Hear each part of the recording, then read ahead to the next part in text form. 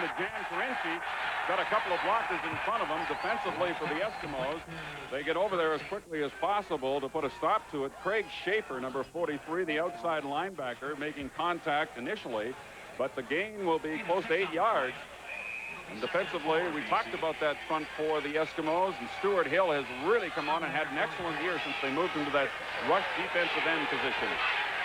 It's second down and close to 3 yards to go. Give Carinci a gain of 7 on first down. The ball at the 44-yard line. The deep pitch to Keegan Jenkins, and the defense is there to stop it. Danny Bass led the charge, but also coming from that outside corner position, Jeff George, number 29, he forced him to go back inside. He certainly did. Number 29, one of the two new corners that the Edmonton Eskimos have. Great job to turn it inside. Greg Harding, of course, the other, number 4, who intercepted a pass and returned it for a touchdown last week against these Lions. Lou Pasaglia with the first punt of the ball game.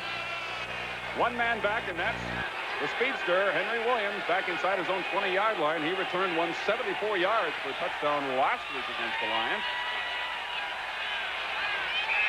Pasaglia waiting and waiting and waiting because they didn't have enough men on the field. And now Keevan Jenkins will trot out there to give them a full complement of 12. You don't want to be shorthanded in this situation, punting from your own 30-yard line. Time count violation. We might say, Dale, that the wind.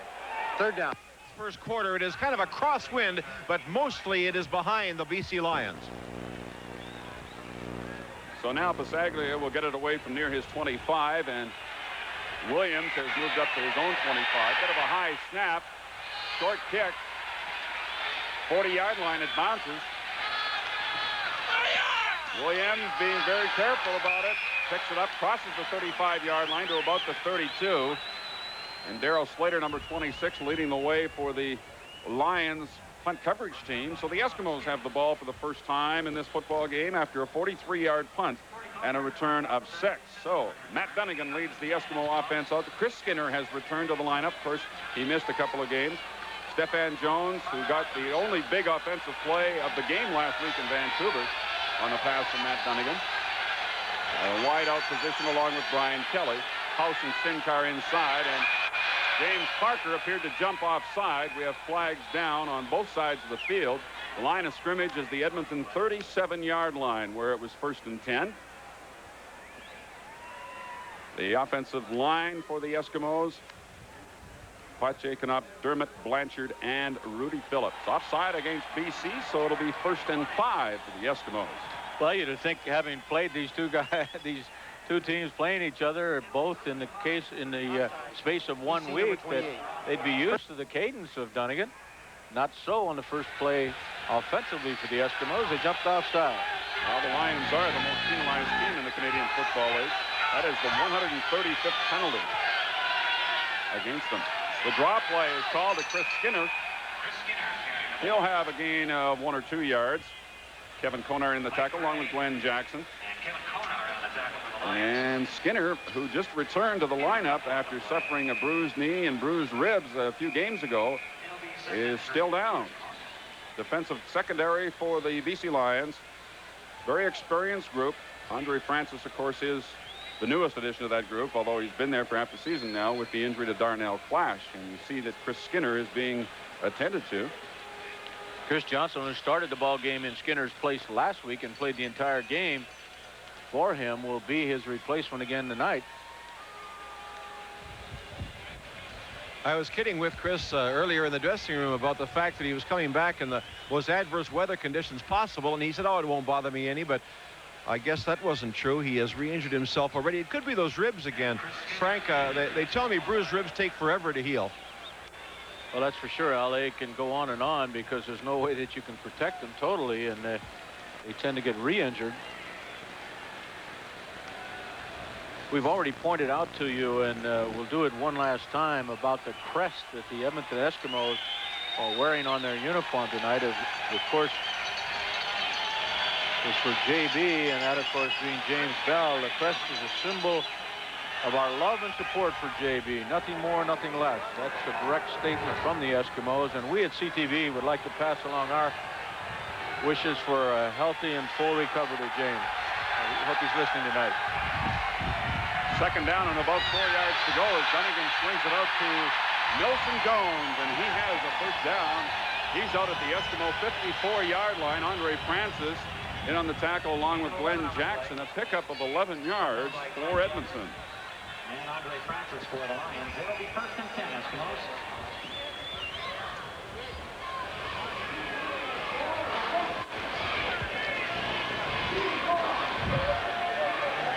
First down for the Eskimos from their own 54-yard line. Johnstone in there again in place of Skinner. The draw play to Nelson Jones, and Glenn Jackson read it perfectly and was the first defender there. He had help from Mike Gray. The loss of about 3 yards on the play. You know, one of the things Don Matthews said before the game last week in BC Place was that he really wanted his defense to go ahead and attack that offensive unit of the Eskimos. They did it very effectively last Friday night, and they're coming out the same way here again today. They bring 6 or 7 people as opposed to the Eskimos, who basically try to rush you with those front 4 that we pointed out. So it's 2nd down and 13. The ball back near the 51-yard line. Dunnigan to put it up, looking for Stefan Jones, wide open, 40-yard line as he turns Pete Gooch inside out. Inside the 35-yard line before Gooch brings him down. A pickup of 25 yards for Stefan Jones. Well, this is what happens to you when you start up with a blitz. You leave your corners out there all by themselves. You start it up now, you'll see that the blocking behind or in front of Matt Dunnigan is just excellent. They pick up the 2 blitzing linebackers, and that quick turnout pattern to the outside is an easy completion for Matt Dunnigan. And definitely the conditions tonight will certainly favor the receiver in that situation, because the defensive back has to react. At least the receiver knows where he's going. Dunnigan, lots of time. Just dumps it off to Chris Johnstone. Jackson gets there along with Larry Crawford. And a gain of about 8. Just a great job by Rudy Phillips, number 68 at the top of your screen. You see him right here. He's blocking a Walter Ballard, and he keeps him out of there for a full 5 or 6 seconds. Just excellent protection by that offensive line of the Eskimos. Phillips particularly doing a good job, although the whole line held him out of there for plenty of time. So it's 2nd down and about 4 yards to go. The Eskimos have already picked up 2 first downs in this quarter, and it took them all of the first half last week to get 2 first downs. That pass goes incomplete in the end zone, intended for Stefan Jones. There is a penalty marker down. While we wait for that penalty, Dale, I might bring you up to date on Chris Skinner. He did re-hurt those injured ribs. I don't know. He's walking around, but I don't think he'll play for a while yet. It's giving him a lot of pain. He did not wear a flak jacket of any kind, Al? I couldn't. I didn't think that. I didn't think to ask him, Dale. I didn't notice anything. So the holding call was against the Eskimos, and his decline forces Edmonton into a 3rd down situation. Dale, that's a little bit surprising, you know, that they refused that penalty, because that would have moved it back 10 yards, and under these conditions made it a very difficult field goal attempt if they didn't pick up that 10 yards back on 2nd down. So it's Tom Dixon from 36 yards. He was good on 3 of them from over 40 yards last week, and this one is good. And the Eskimos are on the scoreboard first here at Commonwealth Stadium, much to the delight of this partisan crowd. 3-0. The Eskimos lead it. We'll be back in just a moment.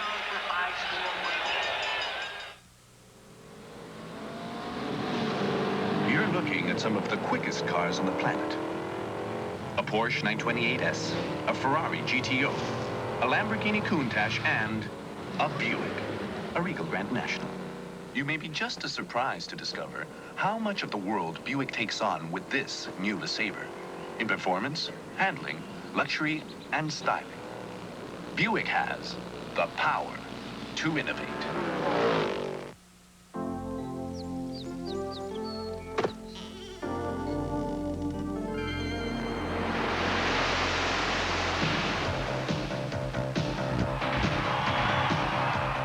The Olympic experience. The only way to really experience it is to be there. Come together in Calgary. Olympic ticket order forms available at the Royal Bank and in selected newspapers September 30th. Well, the gentleman you see sitting out braving the weather in the convertible is none other than the heavyweight champion of Canada, Willie DeWitt. He fights once again right here in the Northland Zagradome in a 10-round fight with Andrew Stokes, and they tell me that Stokes is one of the toughest opponents he's ever faced. I watched Willie far today, and he looked great. We'll try to have him on the show a little later if he makes it up to the booth. Roy DeWalt hands off to John Henry White on first down from the 35-yard line. White is stopped shy of the 40, so the gain is maybe 4 yards on the play. Stuart Hill, number 36, the lineman of the week in the CFL, making the tackle on John Henry White. So Stu Hill last week in the game out in Vancouver had a fumble recovery early, and he also had 2 knockdowns right at the line of scrimmage. He just had a great game. And those 2 knockdowns, Joe, were very early in the ball game when it was still well within question. They were very key plays. All right, so it's a gain of only 3 yards for White. The ball at the 38-yard line, second down and 7. Out of the shotgun, DeWalt threw this one into the turf. Pressure was coming from Stu Hill. So once again, that Eskimo defense has done its job, and they get a big hand here as the crowd at Commonwealth Stadium. The Lions will have to punt. You know, it really looks like the Lions offensive unit is intimidated by that defense. Hill might have got a piece of that one as well. Tough conditions here at Commonwealth Stadium. Pasaglia to punt for the second time here in the opening quarter. The Eskimos do lead it already 3-0. Towering punt way up into that rain by Lou Pasaglia. This is Henry Williams at his 30-yard line, dancing around, and just no place to go. It's Ian Sinclair, number 55. 42-yard punt and no return, and you hear some boos from the crowd. They thought there should have been a no-yard penalty against the Lions. There are no flags. First down for the Eskimos at their own 30. Easy, but I'll tell you, that's got to be an awfully tough thing to do tonight. The wind is swirling around, and that ball's got to be moving, and then it's wet, too. Tough job to run back kicks tonight. And it is a fairly heavy rain that continues to fall and has been falling virtually all day since we got here yesterday. Penalty marker at the line of scrimmage as Dunnigan guns it down the middle. And he's got Rick House at the 40-yard line. Looks like he's in first down territory. Tyrone Cruz, number 91, the middle linebacker, there to wrap him up. That's the second time that James Parker has jumped offside. Top of your screen, you'll see number 40. Outside, BC number 40. Decline. First down. Some coaches will tell you that's a good sign if the defense is jumping offside. That means they're ready. Well, I don't think there's any question that James and his defensive unit want to beat these Eskimos, but they can't do much better job against them than they did last Friday night. They certainly did. Defensively. And the Eskimos had one play last week in offense, and that was that big one to Stefan Jones. Now they call the draw to Nilson Jones, and he struggles out to the 45-yard line on first down. So it's a pickup of 5, and Glenn Jackson is there to make the tackle. Skinner back in the ball game, so obviously not hurt very badly on his first carry. And we have 7 minutes and 5 seconds remaining in the first quarter. And very damp, chilly conditions. Perfect. You could sell a lot of those here at Commonwealth Stadium here tonight. 3-0 the score in favor of the Edmonton Eskimos over the BC Lions, and we'll be back in just a moment.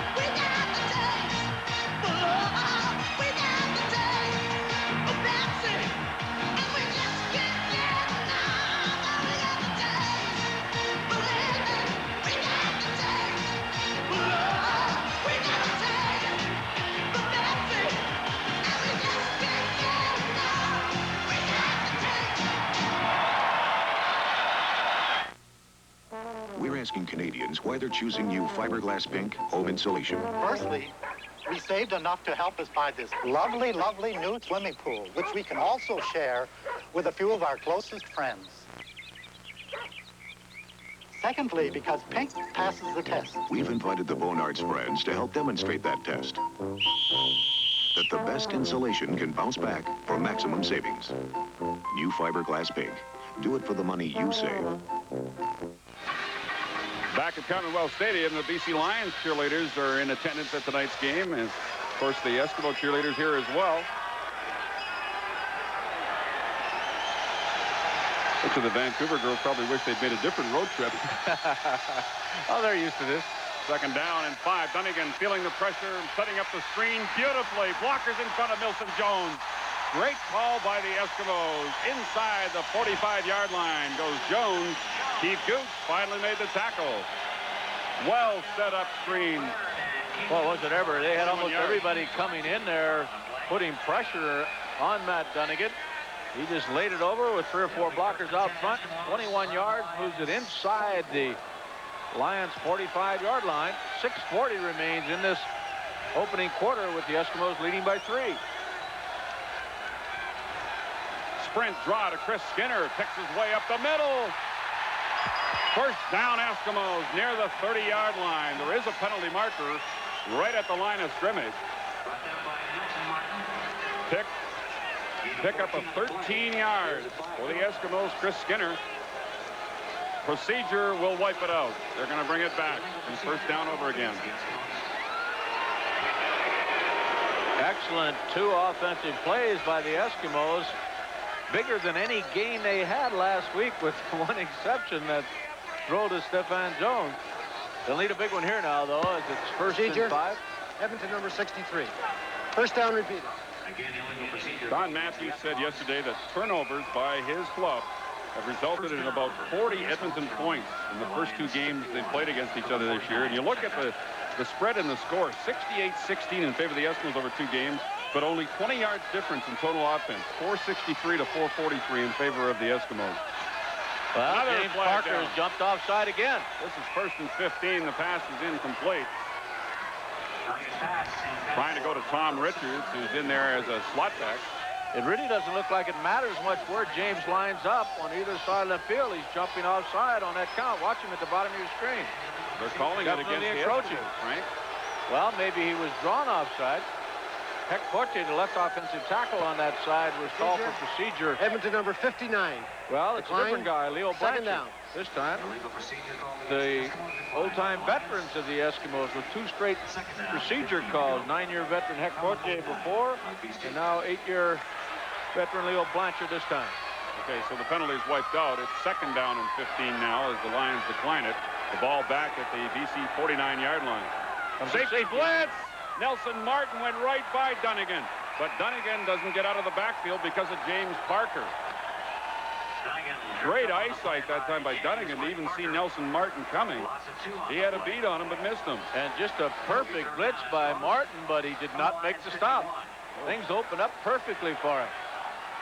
But Parker was there to finish him off, so it's a loss of 2 more yards. It's now third down and 17 at the 51, so that put the Eskimos out of field goal range. And Dixon will punt from his own side of midfield.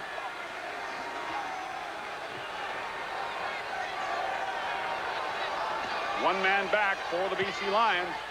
A low line drive kick to Sandusky near the 5-yard line. Sandusky just heads out of bounds with it at the 21.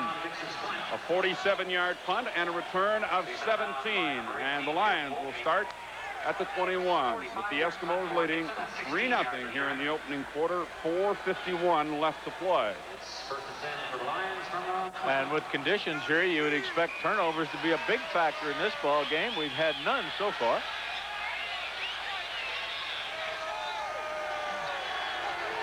Talking about turnovers, the Lions lead the league in that takeaway giveaway category at plus 13, but against the Eskimos in 2 games, they're minus 9. There's DeWalt. The play action, a little bit of roll to his left, throwing to Sandusky, incomplete. A wet, slippery ball, and he wasn't able to squeeze it. Coverage there provided by Harding. Bill, I think he slipped actually just before the ball got there. He definitely was open on that comeback pattern to the outside. We may see it here as DeWalt delivers the ball right to Sandusky. And there he goes, trying to make the adjustment. The ball thrown a little bit behind him. DeWalt all kinds of time to throw it that time. Baglia staying loose. It's second down. Here's DeWalt out of the shotgun. Into the middle, and he gets Sandusky this time and has a first down out near the 32-yard line, working against Greg Harding. It's a gain of 11, the first down of the ball game for BC. And one of the few times that the Eskimos brought everybody but their defensive backs. Left Harding out there all alone with Sandusky. Couldn't really play him any closer than that. Ross Knopf, number 67, left offensive guard of the Eskimos.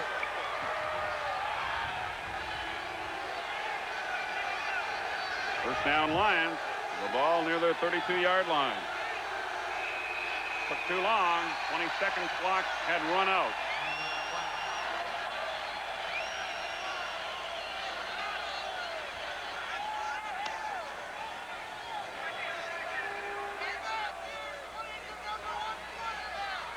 Well, it's little things like that you just don't want to do, particularly when you're working out of your end of the field, which the BC Lions have had to do almost totally during this first quarter. They're having enough trouble moving the ball against the Edmonton defense this year without hurting themselves.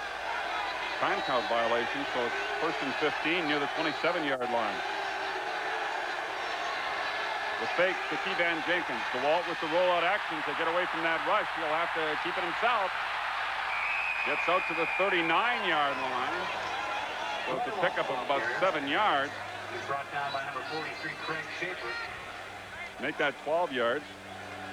Gain of 12 on the play. But it still leaves them second down and 3. There's Stuart Hill, number 36, who's being blocked by Carinci, and he gets inside of Hill as Roper comes out, gets a piece of him. Carinci goes down and gets another little block for him. So it'll be second and about 3. Schaefer making the tackle. Out of the second and 3. Trying to cut back is John Henry White. Danny Bass is there. He'll be close. We may need a measurement here and see if he picked up first down yardage. Had to get to about the 41.5-yard line.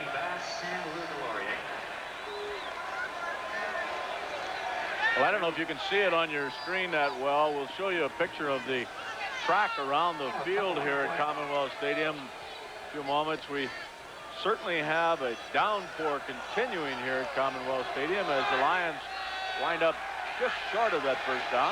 Looks like they're going to go for it on third and about a foot. They had sold a little over 40,000 tickets for this game, and then the rain arrived on Thursday morning, and ticket sales virtually came to a halt. I was talking to one of the Eskimo officials, and they said they've sold only about 100 tickets in the last 24 hours. They were looking to sell maybe 5,000 had it been good weather. Third and short. DeWalt backed up in the middle, but he appears to have it up for a first down.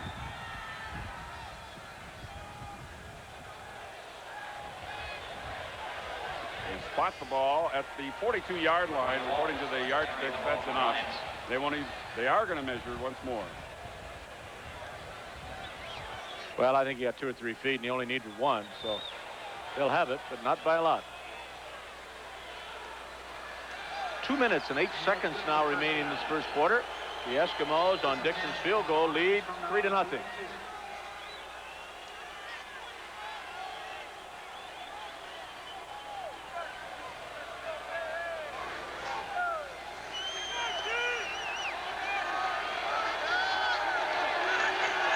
First down for the Lions. The ball at their own 42-yard line. They trail by 3. DeWalt dumps it off to John Henry White. John Henry White is into Edmonton territory. Finally brought down by Greg Harding at the 47-yard line. But there's a penalty flag way back in the vicinity of the line of scrimmage, and they're going to bring it back. Well, that flag went down before John Henry White had even caught the ball. So obviously holding against the Lions. That was their biggest offensive play. DC number 68.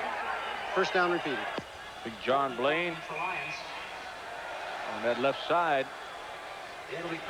Again, as Dale pointed out, the most penalized team in the CFL is hurting themselves again with penalties and time count violations. And of course, the more this goes on, the more confidence that Edmonton defense is going to get. I don't know how much more confidence they can get, Joe. Look out, here comes Schaefer.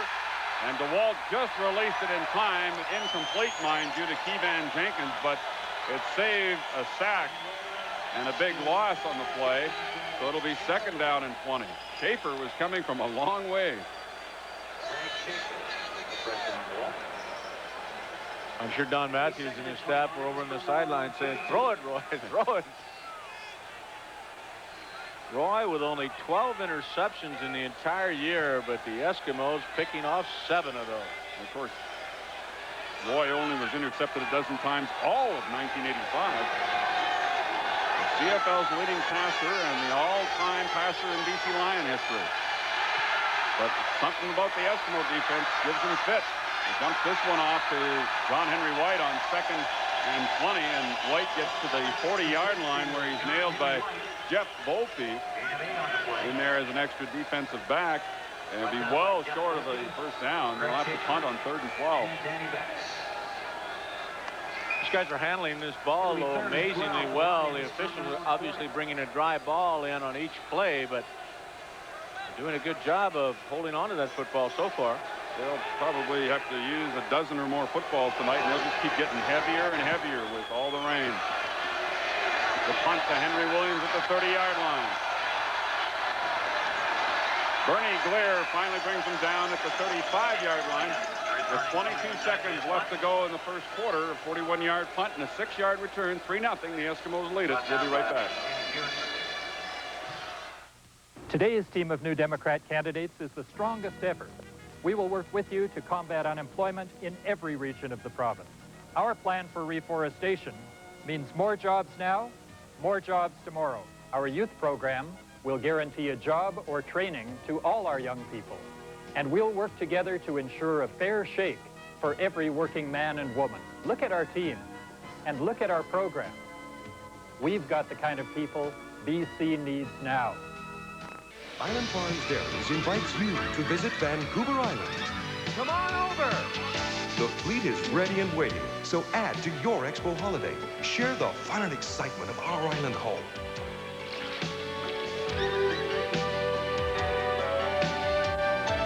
Vancouver Island's within easy reach, and you'll love it. We do. Come over to Vancouver Island. Eskimo head coach Jack Parker on the sidelines with the heavy rain gear out, trying to stay warm, if not totally dry anyway, and Don Matthews on the far side of the field. The Eskimos with the football back, and 20 seconds as the clock starts to count down now, left in the opening quarter. The ball at the Eskimo 35-yard line. Cunningham overshoots Chris Skinner, working against the linebacker Kevin Konar. It'll bring up 2nd down and 10.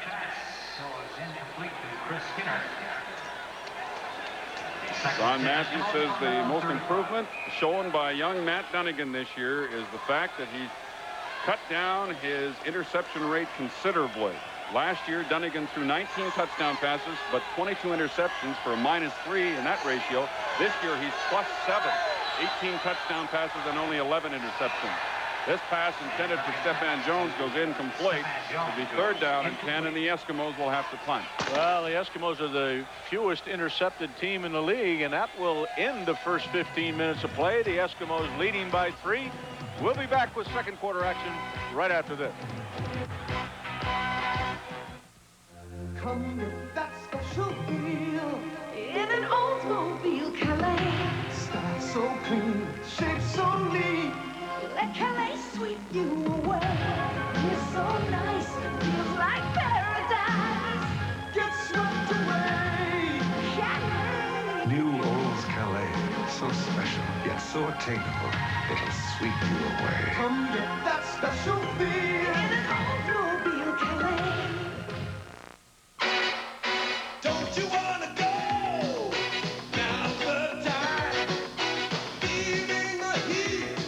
You're moving to the beat. Get moving to the high life. Miller High Life. You're moving, so give it. It's your turn now. So take it. Get moving to the high life. Miller High Life. Miller High Life, cold and clear. Now in a twist cap. Tell me true, how is your baby? thinking that maybe something's gone wrong. Take care of your baby. Take care of your baby. Take it in to budget breaking mother. Let them baby your baby, yeah. Back at Commonwealth Stadium, and more good wishes for James Bell, who remains in Shaughnessy Hospital in Vancouver.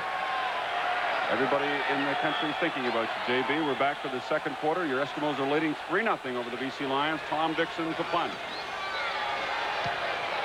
Beautiful check by Dixon. Inside the 20-yard line, Sandusky with the return. Penalty marker comes down. Sandusky is finally brought down near the 38-yard line. 57-yard punt and a return of 20. Kurt Chapman making the tackle. Statistically, after the first quarter, to the Eskimos with edge in net yardage of 74-41. And of course, they lead on the scoreboard 3-0 on the Tom Dixon field goal. Illegal block. BC number 69. Well, once again, that's Jamie Buis that was called for the block. And by the way, he is the one that is a snapper on long snaps on punts. It's not Al Wilson. But once again, the Lions hurt themselves with a penalty. They start off inside their own 20-yard line again. First down from the 18. The give is to Kevan Jenkins, and Greg Harding, the corner, one-on-one with Jenkins, makes a fine tackle at the 20-yard line. Gain of a couple, maybe 3 yards on the play. You know, I was talking to Don Sutherland yesterday about his defensive backfield, you know, and he talked about both Harding and George, and he said, you know, it's really not like putting two young kids back there. Both of these guys have got pro experience down south. George in the NFL for 5 or 6 years, and Greg Harding with the Memphis Showboat in the USFL. They've done a good job in their first two encounters. They have. Second down and a long 7 to go for the Wolves. He rolls out around the containment, intended for Merv Fernandez. Goes incomplete. It's third down. Well, even the great one's going to drop them on a night like this. Perfectly thrown football by DeWalt. But by the time it got there, it had an extra ounce or two of water on it. You won't see that very often, though, Frank. He's a very sure-handed receiver. And by the way, it's only a 3-0 football game, but kind of a moral victory for the Eskimos. They were bucking the wind in that first quarter. They now have it at their back. So Lou Pasaglia will punt into that breeze. Will kick from about the 10-yard line. It'll hang up there a little bit. Henry Williams at the 50. Surrounded and dropped at the 53-yard line. So the Eskimos will have good field position. The tackle made by Bob Skemp. 41-yard punt, 4-yard return. 3-0. The Eskimos lead it. And we'll be back to Commonwealth Stadium in just a moment. 39-yard punt, 3-yard return. The heat is on the street inside your head. It's the Pontiac beat and the beat's alive. Oh, oh, oh, oh, oh, oh. Caught up in the action, I'll be looking out for you. Oh, oh, oh, tell me, can you feel it? Tell me, can you feel it? Pontiac, the heat is on, it's on the street. If you've ever tried recording the late movie and ended up with the morning farm report, you'll love Zenith's VCR on-screen programming. It lets you correct your mistakes instead of watching them. Zenith. Quality. Introducing new Right Guard Antiperspirant Solid. It's on time. Sorry. Here, Brad. You try it. Its overtime formula helps stop wetness and gives you all-day odor protection. New Right Guard Antiperspirant Solid. It works overtime. Okay, we're back in Edmonton. Dale Isaac with Frank Rigney and Al McCann, and you're looking at Merv Fernandez. Not very happy that he dropped that football, Dale. He's over there getting backup quarterback Greg Baber, or Carlton Watson, I should say, to throw him a few footballs. He just slipped another one through his hands. Very, very wet night. First down for the Eskimos. The ball at their own 53-yard line. Edmonton on top, 3-0. Deep pitch to Chris Skinner.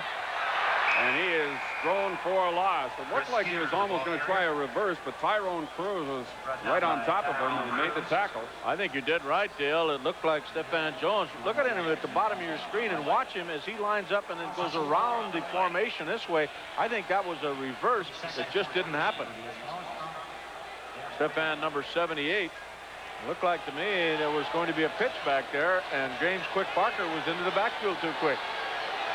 That's the kind of play you can't record as a sack or a tackle, but he certainly made the play. So second down and 15. Big pressure on Matt Dunnigan, and he goes down way back inside the 35-yard line. Larry Crawford may get credit for the sack here. He appeared to make some contact, although Dunnigan ducked under it, a loss of 15 yards. Walter Ballard at first got in there to put the pressure on Dunnigan. He missed him, and then Crawford went right over the top, and Crawford will definitely get the sack. It'll be his third of the season. Both teams very effectively using those halfback or safety blitzes. Dunnigan managed to avoid an earlier blitz by Mel Bird, but not that time. So the defense is continuing to dominate here in Edmonton, and Dixon will punt once more. Third and big rush. The flag goes down. Dixon got knocked down. Sandusky on the return, and he is stopped right at the 35-yard line. Jeff Volpe, the first man downfield, got enough of him to slow him up. Frank Balkovic and Larry Ruck were there to finish him off. A 44-yard punt. Return of 2, but they'll bring it back. Darnell Slater, I believe, was the Lion that got in there, and he's claiming he was pushed into the kicker, but he was pushed into the kicker by his own man. You can't do that. Head referee Jake Ireland explaining to Heck Pottier that the call, if it is contacting the kicker, will not give the Eskimos a first down. And the Eskimos may just decide to decline it and let the punt stand as it is. Apparently not. No, they're going to do it again. Well, it was 3rd and 30, so... Yeah. Contacting the kicker, BC number 76. Third down. Well, it was 76, not 26. John Ulmer. John Ulmer. So Dixon will do it again. I'm sure he doesn't mind the way he's been playing here tonight.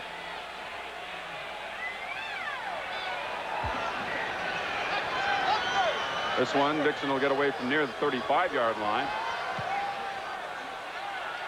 Low line drive kick to the far side of the field. Gets a great Eskimo bounce inside the 10-yard line. Here's Sandusky still on his feet and dropped at the 9. Now the first Eskimo downfield missed him, but then got back into the play to make the tackle. I believe it was Kirk Chapman, number 55. Hill, I don't know if you're having the same problems, but those numbers on the BC Lions, once they're wet down on that field, are very hard to differentiate between some of the different players. No, that was Craig Schaefer, number 43. Got up and made the tackle. Good second effort. So with that excellent roll, it was a 60-yard punt and a return of 2. Again, the Lions start deep at their own 9-yard line. They call the draw. Jenkins fumbles. The Eskimos, Craig Schaefer has got it.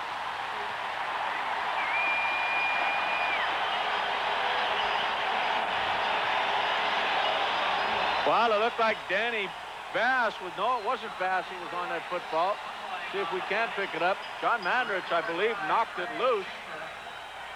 And Schaefer recovered the ball. Excellent defensive play by John Mandrich. He's the one that stripped the football away.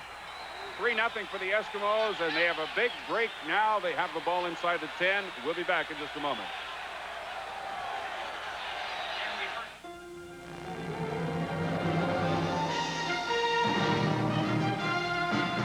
This is how Chevy's soaring ahead now. Introducing the 87 Chevy Nova. And while we could tell you about the room, ride, handling, the quality and price, it's when you drive it that you'll simply say it's absolutely right. 87 Chevy Nova, the right value from Chevy. Way to go, Chevy. The All Canada Get It and Forget It battery sale. Get it for a limited time from only $63.95, the Delco Freedom Live Eye battery. Then forget it. It's warranted for 60 months. Compare them to batteries costing $20 more. Delco Freedom, the Live Eye battery. Now several models specially priced from $63.95. Sale ends January 15th, 87. Get it and forget it. It keeps an eye on itself. At participating GM dealers or Delco battery retailers where you see this sign. The Eskimo defense now at the bench because the offense is back out there following the fumble recovery by Craig Schaefer. And you see that stat. Turnovers have certainly been a big story here in the games between the Eskimos and the Lions in 1986. 16 times the Eskimos have now caused turnovers in their favor. First and goal, Edmonton at the 8-yard line. Edmonton leads 3-0. And a first quarter field goal by Tom Dixon. Here in the second quarter, Kelly, touchdown! What a great catch by Brian Kelly. Oh, Dale, what a great timing between the two of them. Dunnigan let that ball go long before Kelly had even made that break to the outside, and he lofted the ball absolutely perfectly to Kelly.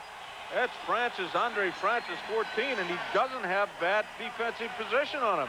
The ball is just thrown absolutely perfect by Matt Dunnigan.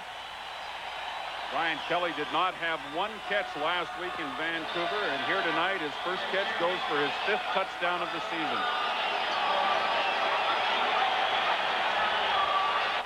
So Tom Dixon with the conversion, and the Edmonton Eskimos immediately capitalize on another BC turnover, and they lead 10-0 with 10:37 remaining in the second quarter.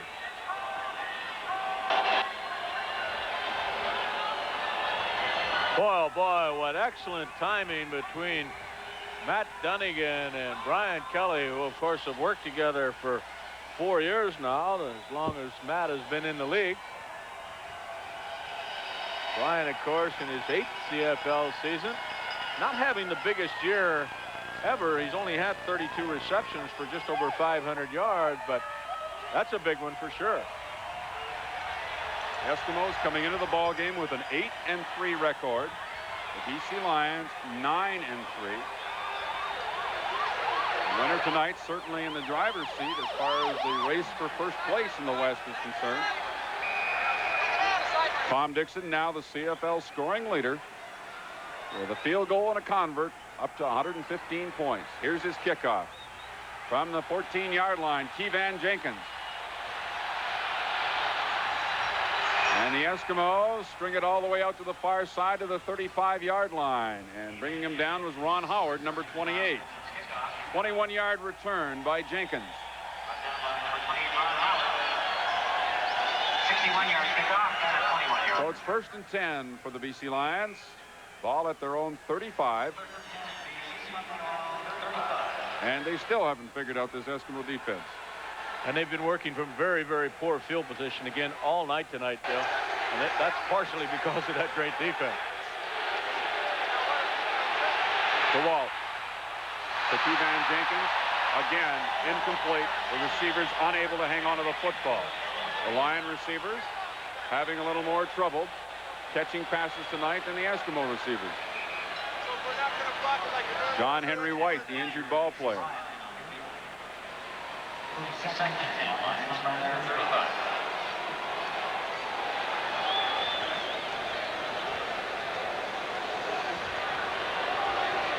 Well, both of these ball clubs played just excellent defensive football, of course, last Friday night. And Don Matthews came into the press conference yesterday and said both defensive coaches probably didn't show up for practice until about a day before this when they played so well.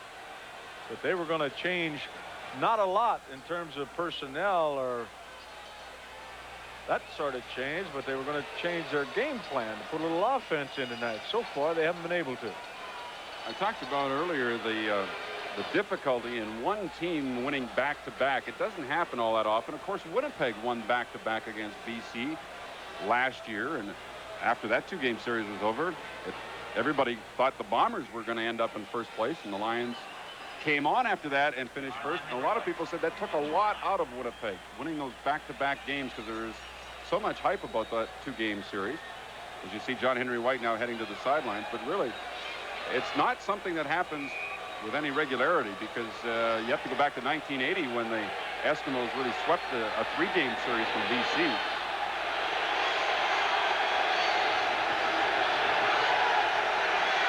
Second down and 10. DeWalt rolling out a lot tonight, but he still can't get away from the pressure. Stuart Hill, quarterback sack for the Eskimos, and the Lions will have to punt it away.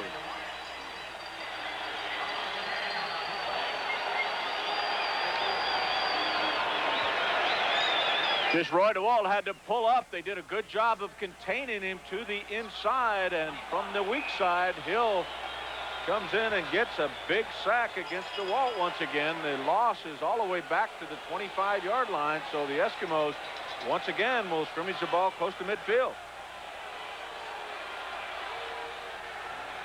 Saglia will punt from near the 15-yard line. Henry Williams, again, the only man back.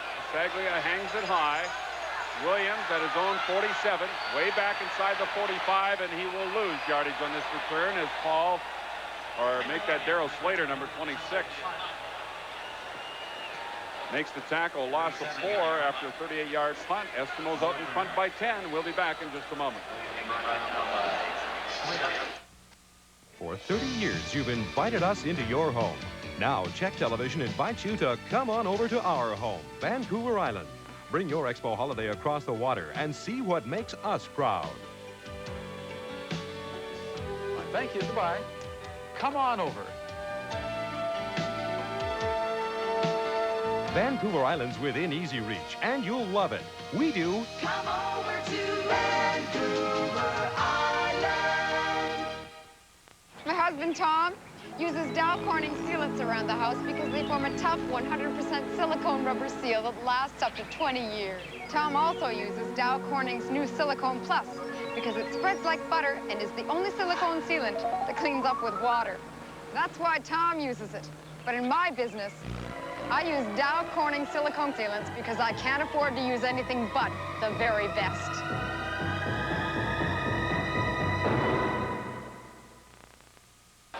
Stuart Hill getting a well-deserved rest at the Eskimo bench now. The defense has done its job again, and the Eskimos have the ball back.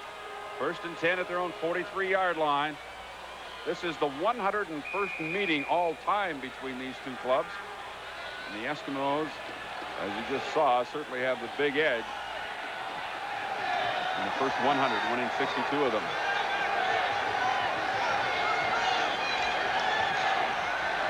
First down, Dunnigan straight drop, and he just didn't have enough on that. Intended for Chris Skinner, making Tyrone Cruz, the middle linebacker, cover that back.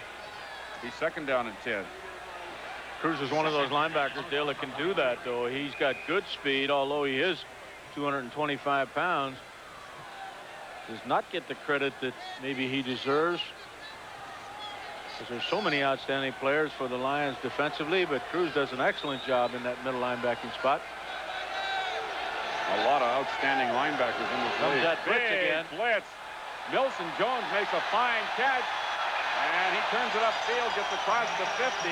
Mike Gray coming out from that defensive tackle spot made the tackle about the 52, 53-yard line. He's going to be close to a first down. Started up right there, and you'll see Nelson Martin coming in here with the 3rd time that we've caught the Lions in a safety blitz. Stop it there.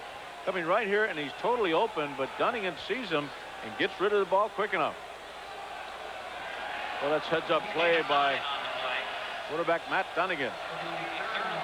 Martin just turns around and says, hey, I got to go downfield and help out. Dunnigan twice now has done a good job of picking up that safety blitz and avoiding it once himself and then getting rid of the ball very quickly on that occasion. Dunnigan tonight has thrown for 93 yards already.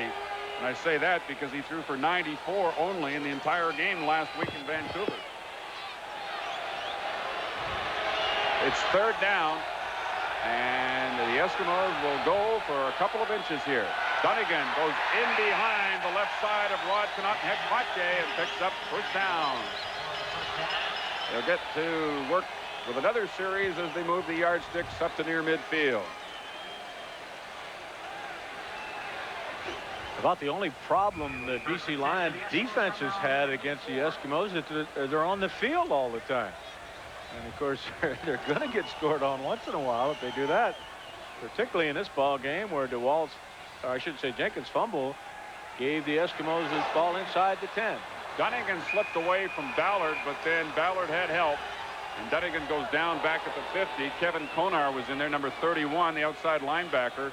So the loss is about 4 yards on the play. Second down and 14 coming up. And once again, the Lions are getting pressure. And they've got a couple of sacks tonight. Konar on that occasion. What they have to do is get some turnovers, Frank. That's one thing they haven't been able to do against the Eskimos, is turn the ball over. Well, you pointed that out in the first quarter, that Dunnigan has done such a great job of protecting that football, particularly after he gets a lead. And he has one. Here comes that safety blitz again, and penalty markers are down. We'll see what the call is here. Nelson Martin was up at the line of scrimmage, and Dunnigan is going to take off himself, and the Eskimos will be called for procedure.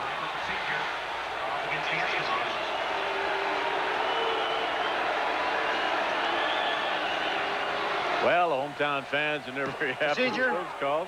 Edmonton number 67.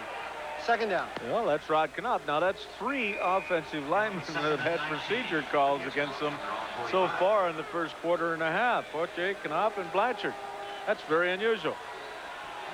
So that puts the ball back at the 45, where it's still second down and about 19 yards to go. Dunnigan to Nilson Jones. Struggles for a couple of yards. That front 4 of the BC Lions right there to meet him, led by Mike Gray, number 77. So it'll be third down, and the Eskimos will be punting with about 17 yards to go. John Henry White on the BC Lion bench. He banged up that knee again, Frank, and they have checked it. It's bruised. I think he's coming back in. Well, John Henry's been a very durable offensive back. His time with the BC Lions, he's one of the best blockers the Canadian Football League's ever seen. Look at that average for Dixon tonight, 50 yards. That's one of his shortest. This is Sandusky taking on the run, and now he's got some room, and he can go. Sandusky. Caught from behind at the 25-yard line by Steve Howlett. What a run back by Sandusky, 61 yards, and boy, did the Lions need something like that. Well, shades of Darnell Clash, who, by the way, although he's been out of the lineup for several weeks, leads the Canadian Football League by a huge margin in punt return yardage. But Sandusky has just done an excellent job. He returned 11 of them last week, and none for anything like this kind of yardage, 61 yards. DeWalt out of the shotgun on first down from the 26, goes into the end zone for Fernandez, and here you see the water. And the heavy rains, and it just sits on the field here at Commonwealth Stadium. Second down and 10. You can almost be guaranteed that the Lions are going to turn around and throw it deep right after a big play like that. And the Eskimos certainly thought so as well. Looked like the 200-yard individual medley down there. Or a steeplechase out with all that water. Lion was over to help Harding on that coverage. Second and 10 from the 26. The Lions are trailing 10-0. Coming back to the ball, Jim Sandusky unable to squeeze it. Third or fourth time Lion receivers have dropped the wet football. It's third down. Sandusky was looking to make a move before he caught the football. Watch him. See him looking back to see what side the defender's coming in. Greg Harding did not keep his eyes on the football. Well, you got to keep your eyes glued to it tonight, much more so than usual. Louis Pasaglia will be trying a 33-yard field goal. 22 out of 33 coming into the ball game. Out of the hold by Pankratz. The snap was a bit high. But Pankratz did a good job of getting it down and teed up for Pasaglia to connect. So the Lions are on the board. It is now 10-3 with 5:14 remaining in the second quarter. I'm sure the Eskimos feel very pleased that they only gave up 3 after that great run back by Jim Sandusky. You can never tell about this football. All the points tonight have been made going into the wind. A couple of statistics for you on the quarterbacks. DeWalt, 3 out of 10 for 26 yards passing. Dunnigan, 7 out of 12 for 93. The two teams evenly split time of possession in the opening quarter, 7.5 minutes each. Eskimos with the ball back. First down from their own 35-yard line.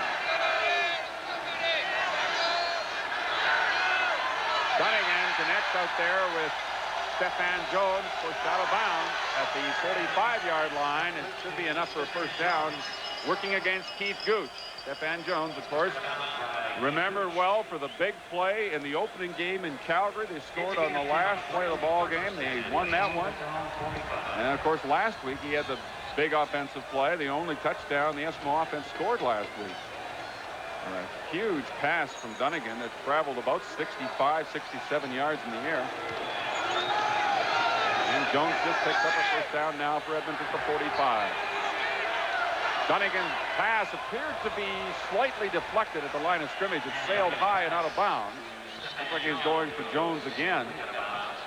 Once again, the Lions coming in there trying to pressure Dunnigan, and they did a good job getting those hands up. Threw it high and out of bounds. 4:30 now remains in this first half. We have a 10-3 ball game with the Eskimos leading.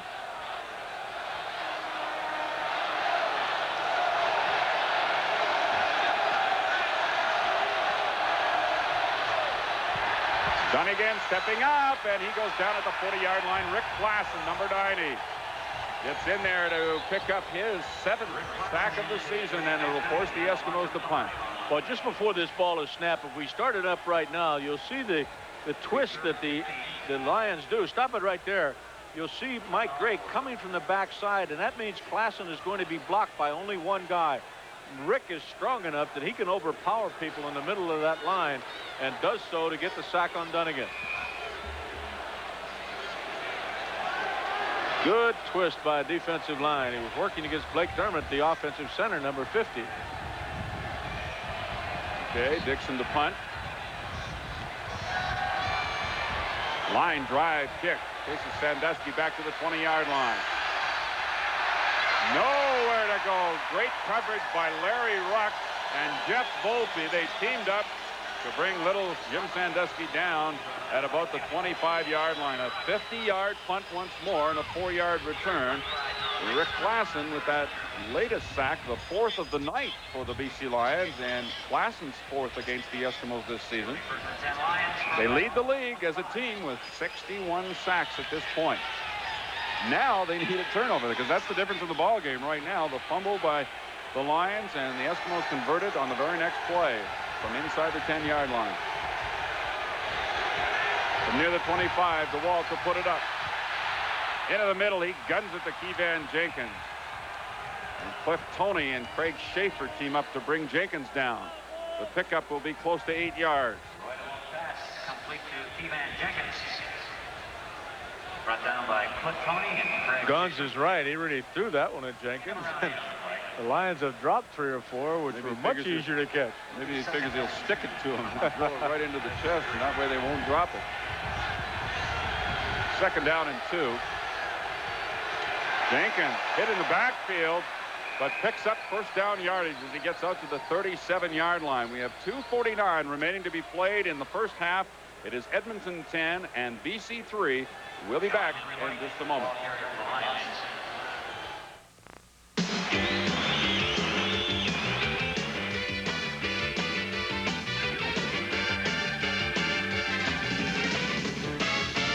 Get moving to Extra Old Stock and get that real beer taste. Every Saturday, CTV's Wide World of Sports delivers the best in sports coverage from around the globe. From boxing to weightlifting, CTV's Wide World of Sports covers all the action. Every Saturday on CTV for those who want it all. Following today's telecast, the Carling O'Keefe Sports Offensive Game Star will receive a Royal Canadian Mint 1-ounce solid gold coin presented by Mita. At Mita, they believe the best way to make better copiers is not to make televisions. Mita, just great copiers, nothing else.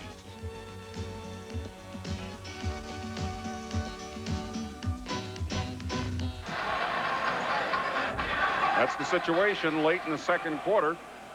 The Eskimo defense out there on the field as the BC Lions are 1st and 10. That was John Henry White, the ball carrier on that last play for the Lions. And it's a first down out at the 37-yard line.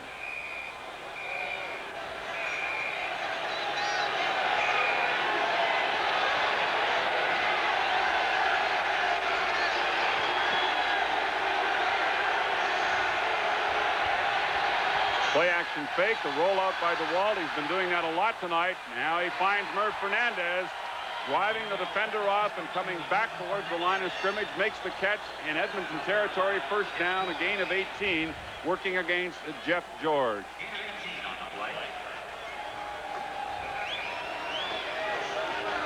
The Lions will be on the road again next week. BC plays in Montreal on Sunday, October the 5th, but the next home game for the Lions will be Saturday, October 18th at BC Place, 7 o'clock start. Hamilton Tiger Cats with that strong defense will be in to visit the Lions. Here's DeWalt dumping it off to John Henry White. Good job of running by White. He gets to the Eskimo 40-yard line and has another first down. Cliff Tony making the tackle, a gain of 14. Well, all of a sudden, the Lions are putting together their best offensive display so far. Just dumped it off to the left side to John Henry. Did a good job on this wet field of moving around a couple of defenders. They've got a couple minutes left to try and put this ball in the end zone and tie the first half. On first down from the 41. DeWalt can't find anybody open. Now he slips and goes down on his own at the 50-yard line. May have been just as well. Tuanay and Schaefer were closing in on him. And, of course, the footing is not very good out there tonight. And it'll be a loss of 8 yards on the play. Well, it's unfortunate from Lions' point of view that he could not find a receiver he could at least throw it 20 yards over their head, because he's moved the ball back out of field goal range now. So they'll have to pick up at least 10 yards on this second down play. It's second and about 17.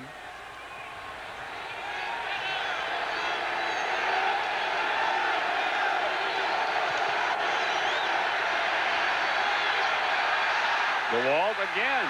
Can't find anybody open. Got away from a couple of rushes and got back to about the line of scrimmage. May have gained a yard before Schaefer brought him down, but it'll still leave the Lions third and 16, 17 yards. But Roy does not seem like he's protecting that football, Dale. Watch him this time. Now, it's not a fumble, but that ball pops loose once again because he's carrying it out there with one hand. And we know how turnovers have plagued the Lions against the Eskimos all year long. Sagley at a punt on third down and 16. Angling it for the sidelines. Inside the 10 and gets a brilliant kick out of bounds at the 6-yard line. 43-yard punt by Pasaglia, and he did his job that time. Now is where the Lions need a turnover.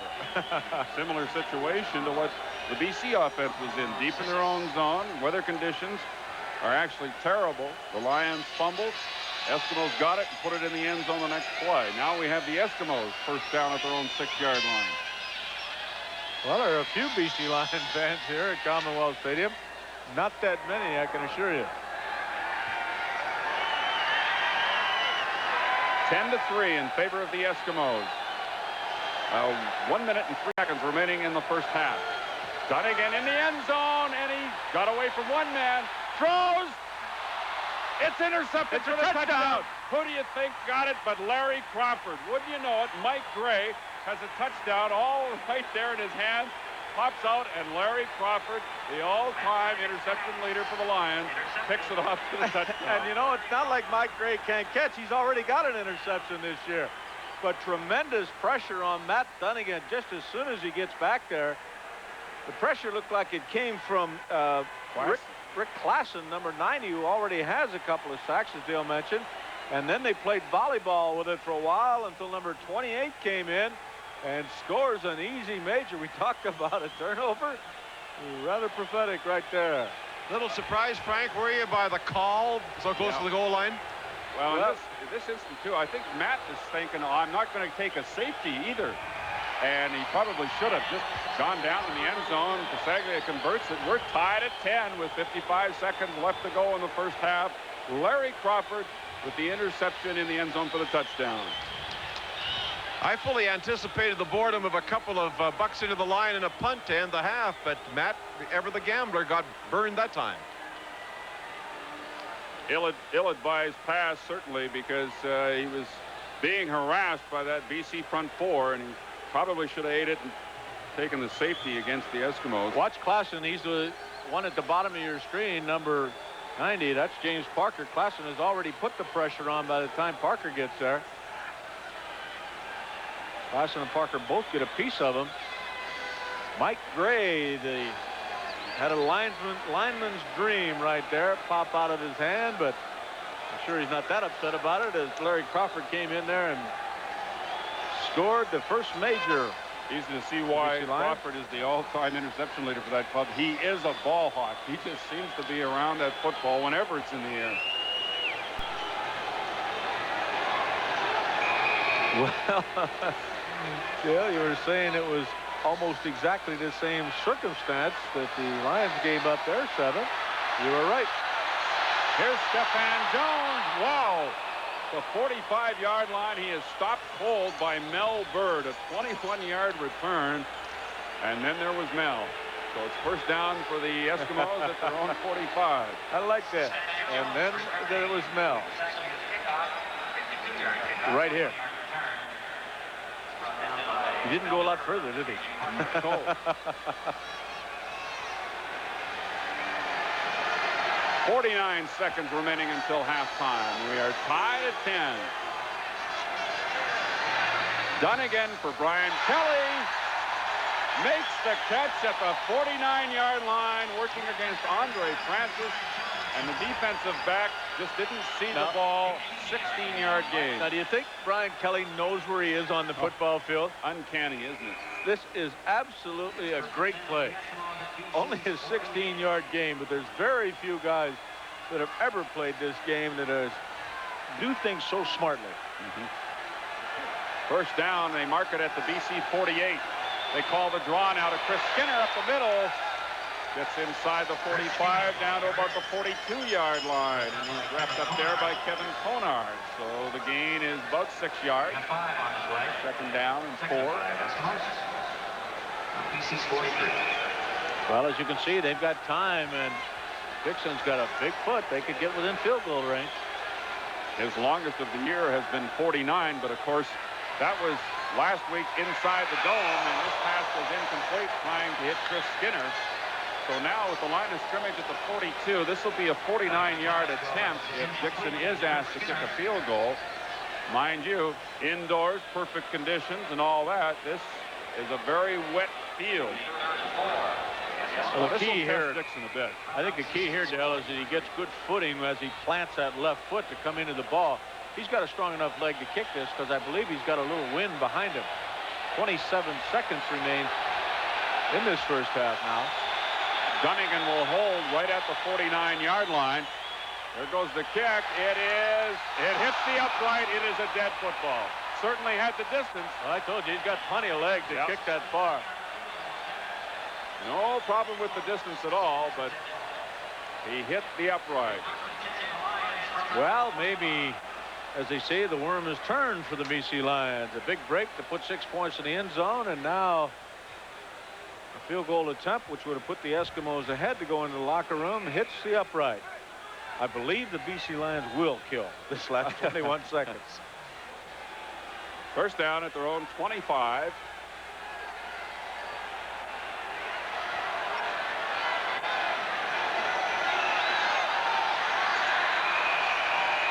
John Henry White, the ball carrier. Ooh, the official went running there to stop the play and slipped. Another indication of the field conditions. And this field has a very good drainage system, but boy, it just cannot handle the amount of rain that Edmonton has had in the past 36 hours. It's being tested, as they say. So are the fans that are here tonight.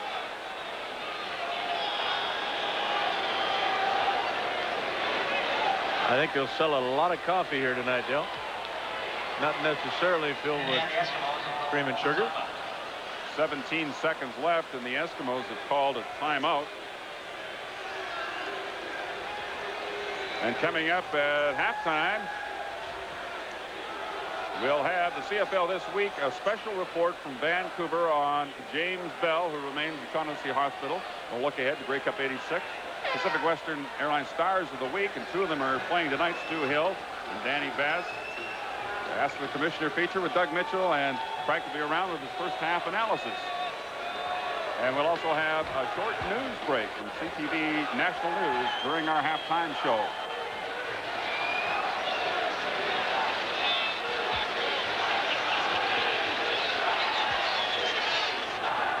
.10 ball game, and once more, the defenses have dominated, and turnovers have certainly been a big part of the ball game. The Eskimos recovered a BC Lion fumble inside the 10 on the very next play. Dunnigan hit Brian Kelly for a major score to go up 10-0. Then it was 10-3. Then Larry Crawford intercepted Matt Dunnigan in the end zone for a major score to tie it at 10. The Lions just content here to kill the clock now, and they'll have to do it one more time before the first half is officially over. And of course, the other big factor in this ball game in the first half was Jim Sandusky, 61-yard punt return, set up the BC Lions field goal. And this next play will do it for the first half here at Commonwealth Stadium. Clock has wound down, and that's it. The two teams will head to the locker room even. It is the Edmonton Eskimos 10 and the BC Lions 10. We'll be back with halftime in just a moment. Sport. The scenery. There was one thing missing for me. Now it's here, so am I. Foster's Lager. Australia's ace aperitif. Ripper. Rip Foster's, Pete. Ah, and that must be the call of the wild. Foster's, Australian for beer. Now brewed here. You're looking at some of the quickest cars on the planet. A Porsche 928S, a Ferrari GTO, a Lamborghini Countach, and a Buick, a Regal Grand National. You may be just as surprised to discover how much of the world Buick takes on with this new LeSabre in performance, handling, luxury, and styling. Buick has the power to innovate. I'm Don Adams. For those who want it all, check it out as back this fall on CTV. It is? CTV, for those who want it all.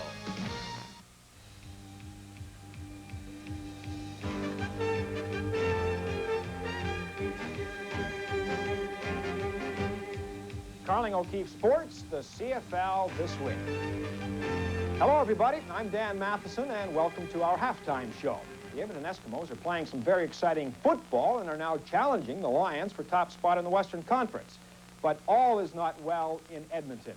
There is the tragic case of James Bell, a young man who will never play football again and reminds all of us in a very graphic way of just how dangerous this game can be. Since leaving intensive care, Bell has been in the acute spinal ward at Shaughnessy Hospital in Vancouver, suffering a hyperextension of the neck and a contusion of the spinal cord. Was not severed, but it was compressed. Is there grounds for optimism then? Yes, I would say that there is, but that's something that is to be determined. It'll take a fair amount of time. Lions from their own 47-yard line.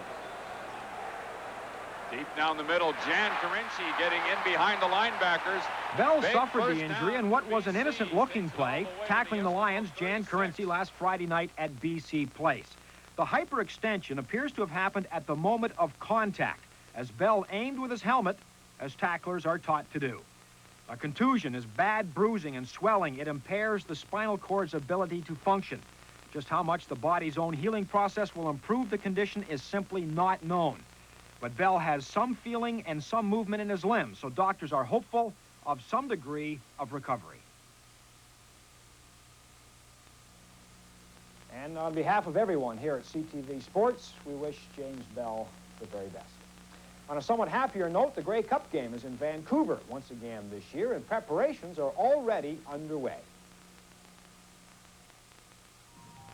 The CFL Championship was last played under the Dome in 1983, when the upstart Eastern Argonauts won their first Grey Cup since '52, upsetting the home crowd favorite and Western representative, BC Lions. Well, of course, I'm pulling for the BC Lions and possibly the Toronto Argonauts. I think that would be a great repeat from 1983. Now, in 1986, the talent on the field will come courtesy of the Canadian Football League. But Grey Cup organizers provide the talent off the field. Bringing in Katie Lang and Burton Cummings to open the Grey Cup Festival on November 26th at the Plaza of Nations at BC Place. I think that'll be a fun-filled event. We've just signed David Foster to headline the pageant on the Friday evening, and on Saturday night we're bringing in Rich Little to be the top performer for the Grey Cup dinner. So we're looking forward to a lot of sensational entertainers, and I think it'll be a fun-filled event. And all the fun and festivities come to a head Sunday, November the 30th, when the game itself is played at BC Place to decide the 74th Grey Cup. Looking ahead to the rest of this weekend, the Ottawa Rough Riders get their last chance to earn a realistic shot at the playoffs when they are at home tomorrow night to the Hamilton Tiger Cats. Rounding out the weekend, 2 afternoon games on Sunday. Winnipeg is at Toronto. The Bombers take on the Argonauts. And another critical game in the playoff chase, Calgary at Saskatchewan. This is CTV's Friday Night Football Halftime. Continues in a moment. It's never happened before. Furniture manufacturers and retailers from across Canada joining together for 12 days only for Canada's first national furniture sale. Trio Home Furnishings in Duncan offers savings for every room in your home and a scratch and win discount of 10 to 25% on specially marked merchandise. September 25th to October 6th at Trio Home Furnishings in Duncan. Canada's first national furniture sale from September 25th to October 6th. The time is now. The music's hot and the hits keep coming on strong. Superstar Janet Jackson plus Boys Don't Cry. I wanna be a cowboy. Double Fergal Sharkey, Whitney Houston, and Mr. Mister. Moody Blues, Level 42, and Simple Minds. All the things she said, sensational Robert Palmer. Holy Towns coming on strong. Hit for hit, track for track, the very best. It's in stores now.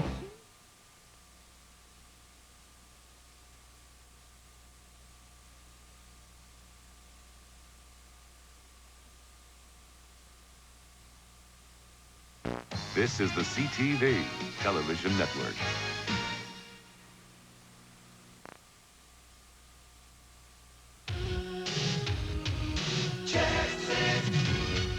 CFL's most outstanding players in the offensive, defensive, and lineman categories are recognized as Pacific Western Airlines Stars of the Week.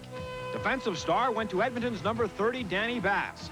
With 1 quarterback sack, 6 tackles, and 2 interceptions, the determined Eskimo linebacker led a stubborn Edmonton defense that held the BC Lions to only 3 points. Earning Offensive Star of the Week was Winnipeg's number 12, John Huffnagel. Touchdown completions of 80 yards to Jeff Boyd and 85 yards to Perry Tuttle highlighted a 368-yard passing performance as the Bombers defeated Montreal. Tonight, CTV profiles lineman star Stuart Hill. Number 36 of the Eskimos was unstoppable against BC, contributing 2 of 6 Edmonton sacks and a fumble recovery. His inspired play characterized the Eskimo effort as the green and gold caged the Lions. Stuart likes to blitz. He likes to get after the quarterback, and so what we thought was best for the defense was to move him out the defensive end, and so far he's done a super job for us. I think Stuart is just a fine pass rusher. He really likes that position. When he did play linebacker, he always wanted to blitz anyway. That was his favorite thing to do. And he really loves to get out there and sack the quarterback. And he's very, very shifty. He's difficult to block. He's able to head fake in one direction and be going in the other direction without losing any momentum whatsoever. So I think his quickness and his feet are a tremendous asset.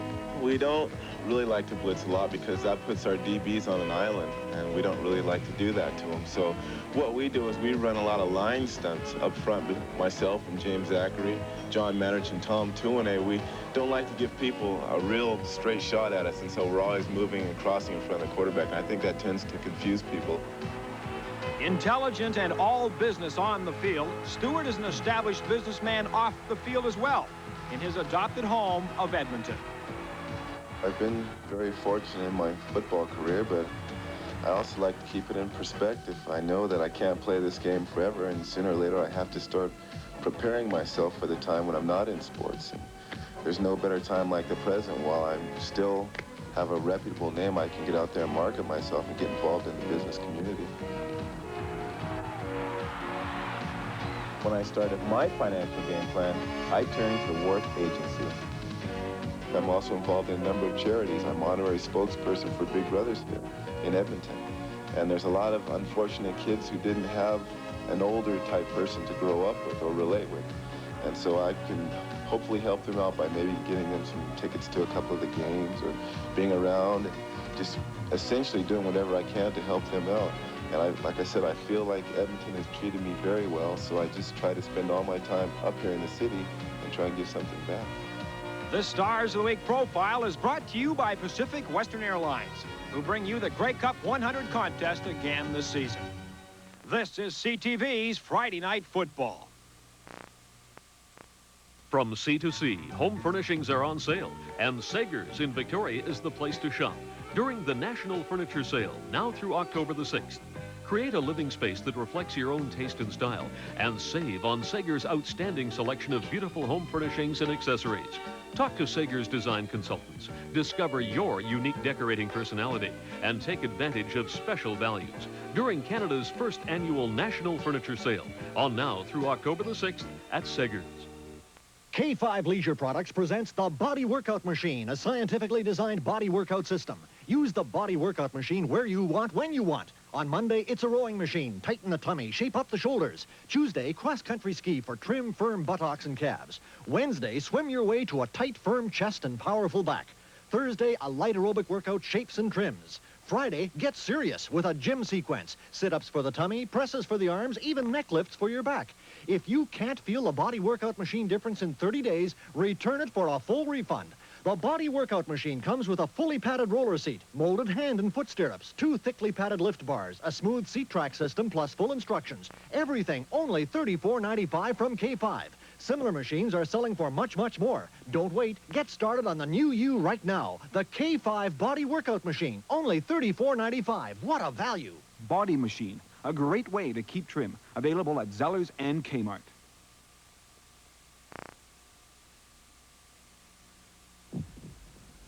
This year, something special is happening in the Canadian Football League.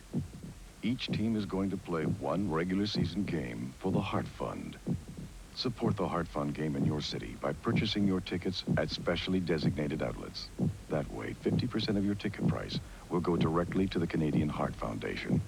Watch for further ticket and game information. The Heart Fund game. For many people, it's the game of a lifetime. A CTV News Update with Lloyd Robertson. Prime Minister Mulroney has refused to apologize for calling a heckler a separatist during a rowdy by-election meeting in Alberta. Mulroney was campaigning for the Tory candidate in Pembina. Today in Edmonton, the Prime Minister told radio callers that the heckler had called him a frog, and he vowed to fight racism aggressively. Many of the vocal anti-Mulroney minority were strikers from Gainer's meatpacking plant in Edmonton. The Prime Minister hinted broadly today the government may step in to end the grain handlers' dispute at Thunder Bay. A Canadian Wheat Board official continues to insist that Canada is losing sales because of the strike. The board of directors of the Calgary Olympics Organizing Committee will review charges of mismanagement of the Games. The move follows last week's resignation of Brian Murphy, a top Olympic official. The last round of the preliminary talks on free trade between Canada and the United States wrapped up today in Washington. Negotiators from both sides sounded a positive note. Canada's Simon Reisman said, "I think we've made good progress." U.S. Special Trade Representative Clayton Yeiter said the United States is still committed to a deal. U.S. President Ronald Reagan has vetoed a congressional bill calling for strict sanctions against South Africa. We'll be right back. The most dependable distance from A to B is VW. The shortest distance from A to B is GTI. Our top story, Prime Minister Mulroney refuses to apologize for calling an Alberta heckler a separatist. Rather than driving a German-engineered road sedan that tells people how much money you earn, now you can drive one that tells people how much money you save. The Volkswagen Jetta, the affordable German-engineered road sedan. Details on our stories later tonight on the CTV National News.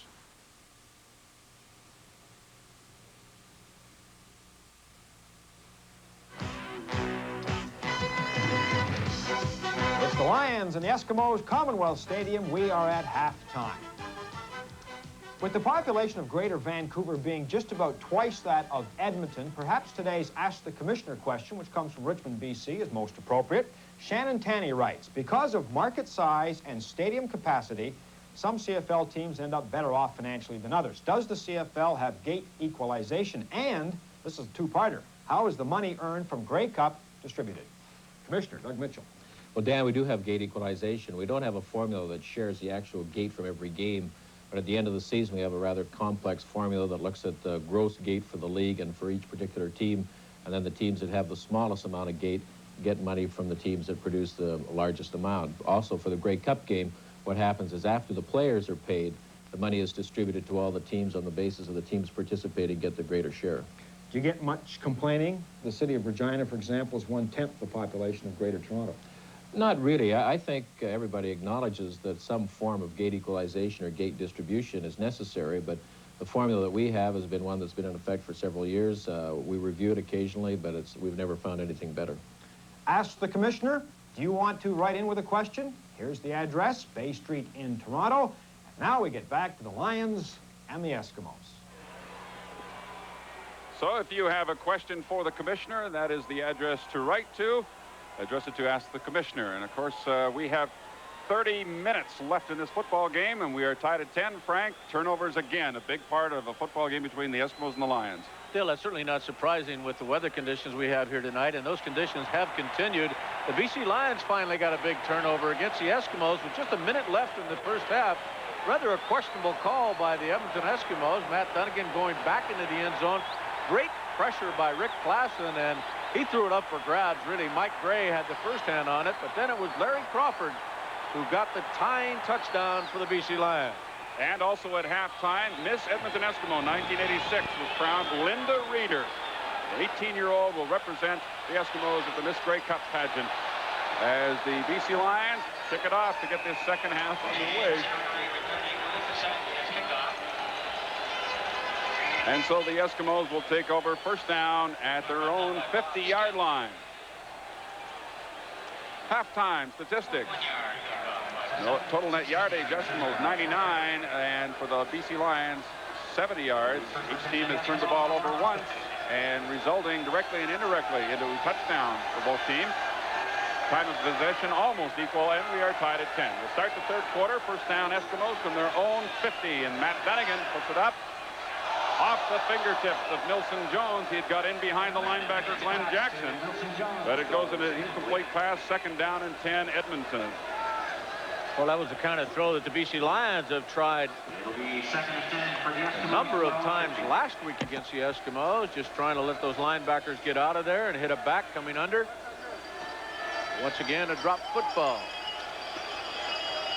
All right, one touchdown and a field goal for both clubs in the first half. Tied at 10. Third quarter action now. Second and 10. The blitz on. Dunnigan just unloaded in time.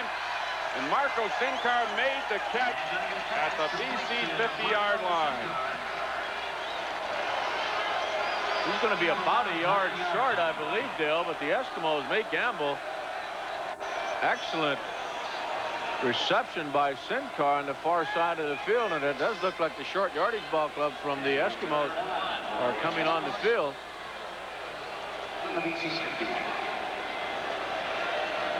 Dunnigan just getting rid of the football in time for Marco Sincar to make the catch, stepping out of bounds with it.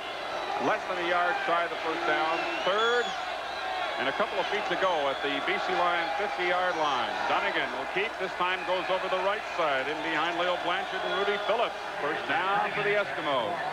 First down.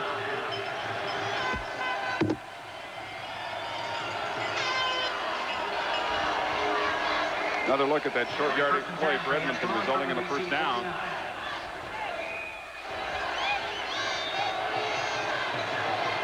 Well, Dale, as we get this third quarter underway, the wind is not quite the factor it was in the first half. It has subsided somewhat, although it is still blowing a little bit, favoring Eskimos. And a first down to work with for Edmonton.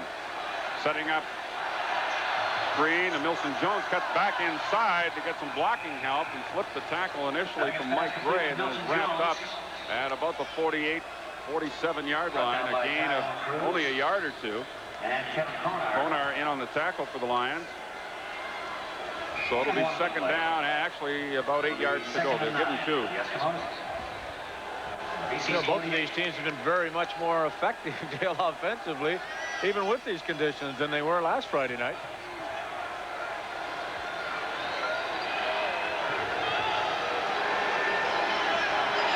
Dunnigan forced to step up again, going for a wide open Marco Sinkar, who had gotten in behind Kevin Konar, but the pass overthrown, so that'll bring on the Eskimo punting unit. Bill, I just want to show you why James Parker puts so much pressure on a quarterback. Watch him.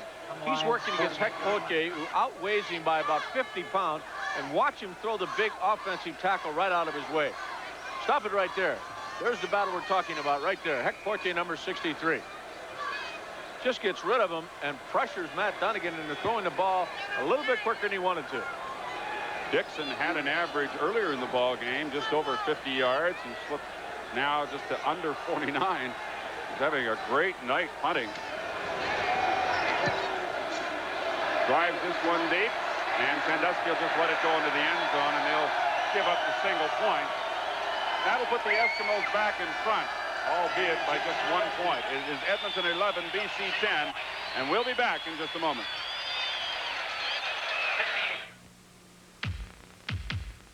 If you're a young Canadian thinking about where you're going, you're beginning to see the obstacles.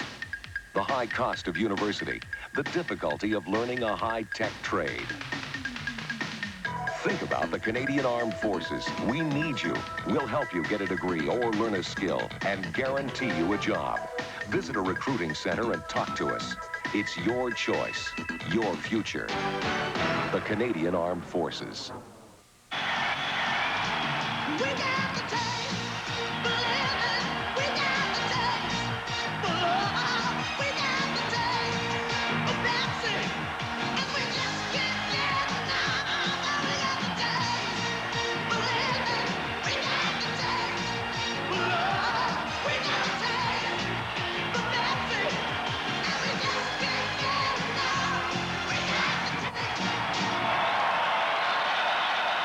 Well, it's a great pleasure to introduce the Canadian heavyweight champion, Willie DeWett, here in the booth with us this evening. Willie, enjoying the football game, first of all.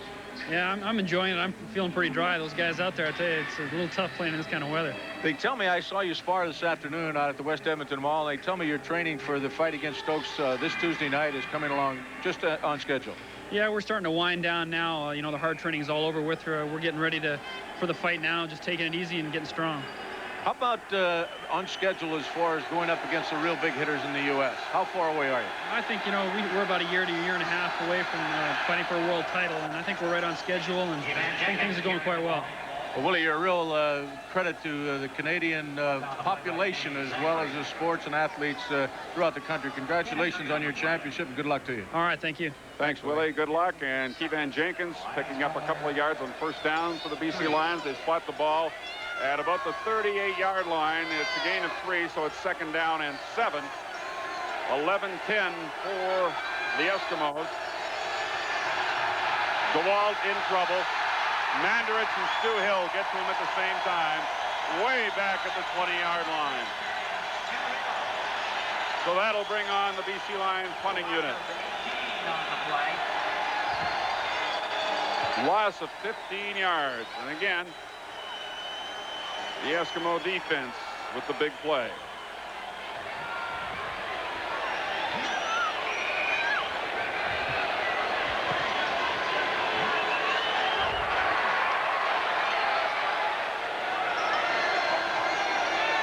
So Pasaglia to punt from near the 10-yard line, and Henry Williams, the lone man back.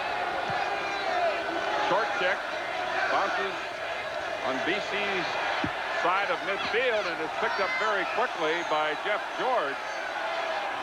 And he make that Ron Howard, brings it inside the 50-yard line. Keevan Jenkins making the tackle.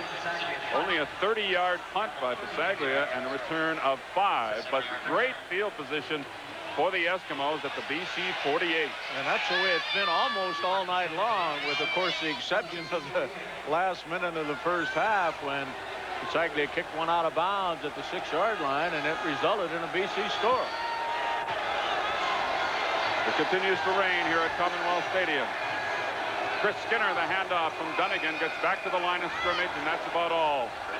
Rick Klassen leading the way. I think Larry Crawford even got in there and got a piece of the ball carrier. Second down and about full 10 to go.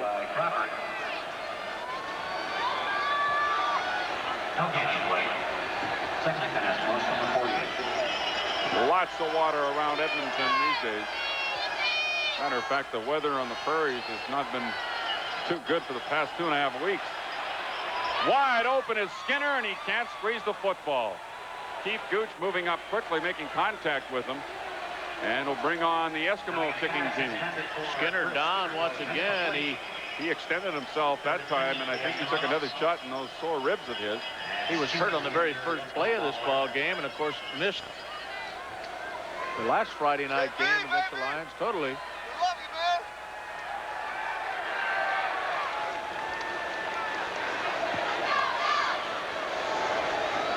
Gooch measured his hit almost perfectly here, as you'll see. Skinner go up with the football, and Gooch was coming in. He would not have picked up the first down had he made the reception. Skinner is up limping this time and heading to the bench slowly. 10:07 left third quarter, 11-10. The Eskimos lead the Lions. We'll be back in just a moment. Bannerman has an ERA of 3.4 with a 1-0 mark. Baseball's got stats for everything, Gene. Yeah, and those guys talk funny with their RBIs, ERA. Don't forget about them DHs. Yeah. You know, they probably ought to mill a night like this. Hey, JR, give me 2 MLs ASAP. At least they like Miller Lite. Sure, light tastes great. And it tastes less filling than regular beer. Now, those stats I can appreciate. Hey, okay. LBFM, now available with a convenient twist cap. From start to finish, we're building the best. Tempo is Canada's best-selling car. This one could be yours. At Ford, our commitment to quality and total customer satisfaction has resulted in the best-built North American cars and trucks, and Ford's unlimited distance protection. Quality is job one in everything we sell and service. This is the first time I've been so excited about buying a new car. Nothing can be undone. At Ford, quality is job one. Once again, Chris Skinner at the bench, being attended to by the medical team. Eskimos out in front by a point. Skinner been shaken up a couple of times here in this ball game. And right now it's Tom Dixon in the punt. Jim Sandusky, the only man back deep. Last time Skinner punted for a single to give the Eskimos their lead of 11-10. And his average is back up to 50 yards per punt. I think he'd like to kick this one out inside the 10-yard line if he had his brothers there, Dale. End over end, kick to the 6-yard line, Sandusky. Trying to turn the corner, he does, down the sideline. And cuts back inside and gets to about the 29, where he's brought down by Blake Dermott, the center. 42-yard punt and a return of 23. Brought down by Blake A little better field position for the Lions this time. They've had to start deep on numerous occasions tonight. Now they're 1st and 10 at the 29.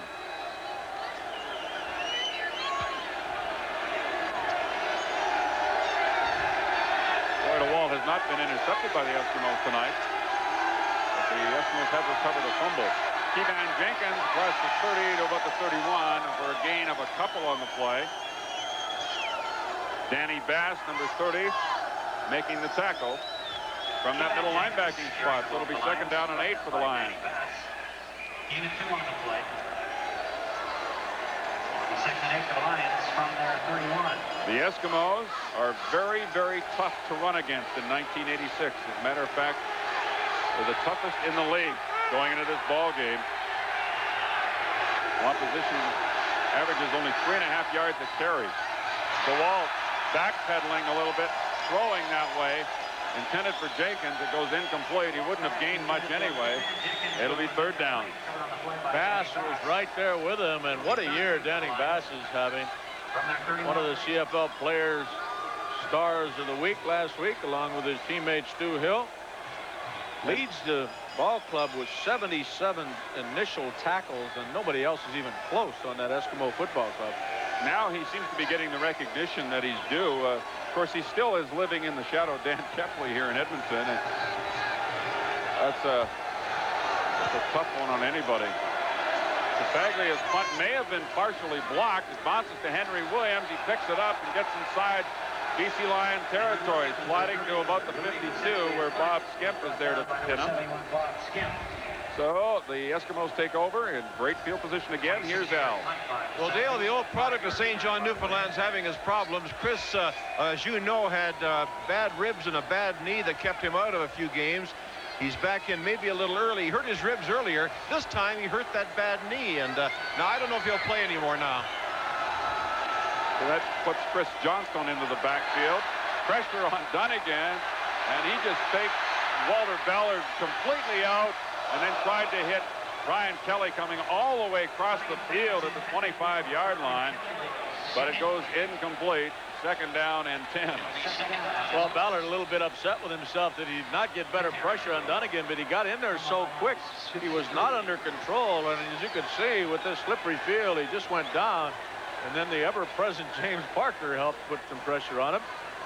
So it'll be 2nd 10 for the Eskimos as they attempt to increase his 1-point lead before they have to give up whatever wind advantage remains here in Commonwealth Stadium. Dunnigan throws complete to Marco Sincar at the 35-yard line for a first down. Well-thrown football. Keith Gooch making the tackle. It's a gain of 17, but Dunnigan just laid that over top of Mel Bird right into Sincar's arms. You can see Bird jumping here. He thought maybe he could knock that ball down, but as Dale has pointed out, just a great throw by Dunnigan. Almost as good as the one he hit Kelly with for a touchdown right after the turnover. So it is a 1st and 10 for the Eskimos at the BC 35-yard line. Puts it up deep. Only man there is a BC Lion, but he made the interception out of bounds. I think that's Keith Gooch. It'll be 2nd down and 10. I'm not sure whose read was incorrect on that, but either the intended receiver or Matt Dunnigan. A little confused there. Dunnigan's pass. A long foul ball, as they say, and it'll be 2nd and 10. Gooch trying to stay in bounds, but his foot did hit the chalk, and so they'll try it again from the 35-yard line. And Skinner's back in the ballgame. Here comes the safety blitz. They pick it up again. Throwing complete on the far side for a first down. Marco Sincar again. Glenn Jackson over there providing the coverage. 13-yard gain. Two very key catches in this drive by Marco Sincar. He came into tonight's ball game with only 20 catches on the year, but all of a sudden he's a major factor here in the 3rd quarter. He's got 3 receptions so far tonight. And 2 of them in this drive. He came down and it looked like he was out of bounds, but he was being driven out by the defender. So it goes as a completed catch. Here's Chris Skinner up the middle from the 22-yard line where the line of scrimmage was. He gets to near the 20 for a pickup of a couple. Dale, I'm sure a lot of people are wondering about that. My understanding of the rule is the official judges where you would have landed had you not been driven. Is that correct? Yep. But he's pushed just as he makes the catch. And there's no doubt the defender took him out of bounds. Kevin Konar making that last tackle for the Lions. And it's 2nd down and 8 from the 20-yard line. Pressure up the middle. James Parker has his 2nd sack of the ball game. But it ain't easy. Just a tremendous effort by Parker. First of all, he goes inside of Milson Jones. He's right here. Watch Milson Jones. Parker comes this way and makes a quick inside move on him. Watch him. Just a tremendous effort. No, I'm wrong. It was really Phillips that he went in the inside of. But just a great effort of continuing the pursuit. And he brings Dunnigan down once again. What a great effort. So that'll bring on the field goal unit. Tom Dixon will try a 35-yarder out of the hold by Matt Dunnigan.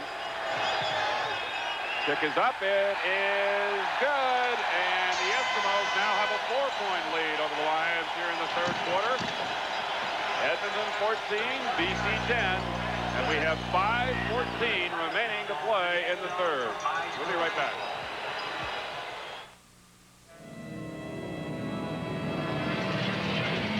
For all those performance cars that want to keep performing even in wet, sloppy weather, Goodyear introduces the Eagle GT Plus 4. High performance and all-weather performance in one remarkable tire. The Eagle GT Plus 4. The performance won't be canceled by the weather. You either have Goodyear Eagles or you need them. Nobody in hockey knows the right place to be like Wayne Gretzky. Take right now. He knows the place to be is at Gillette's Superstar Sweepstakes display. Enter and you could win a Nissan 300 ZX. Why, that's enough to get anyone running to their nearest store. In all, 5 Nissan Turbos are being given away. That's 5 chances to win. So get going. Get details where Gillette products are sold. It's the place to be, unless you've got a game. Enter while you can. Matt Dunnigan and the Eskimos in front of the BC Lions by 4 points here in the third quarter. Tom Dixon has just connected on a field goal. So the BC Lions will take over 1st and 10 from their own 35-yard line. Lion offense unable to move the ball to any great extent against the Eskimo defense again here tonight, but the Lion defense has scored a touchdown. DeWalt, far sideline, Merv Fernandez. First down for the Lions. He steps out at the 47.5-yard line. Working against Jeff George, number 29, a pickup of 12. And 13 on the play.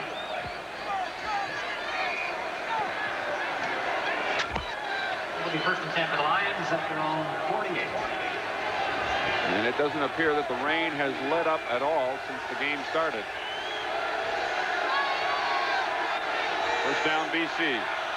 DeWalt, intercepted by Stu Hill. DeWalt is the only man that could catch him, and he can't. Touchdown, Edmonton.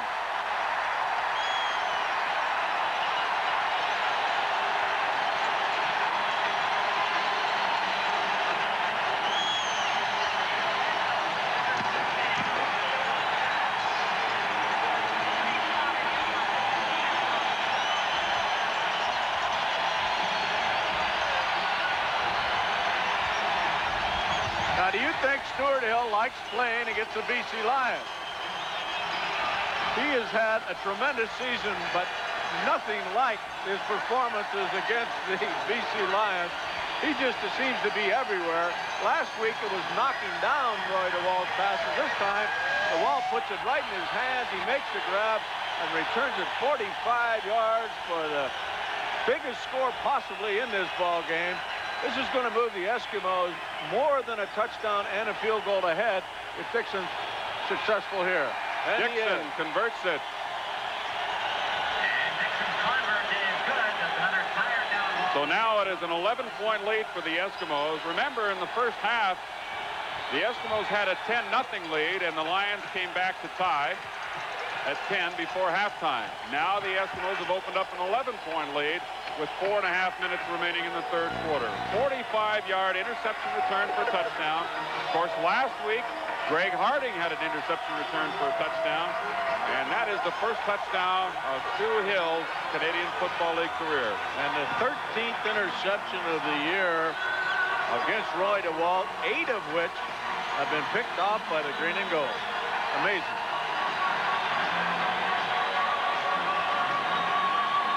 So the Lions will have to battle back once more.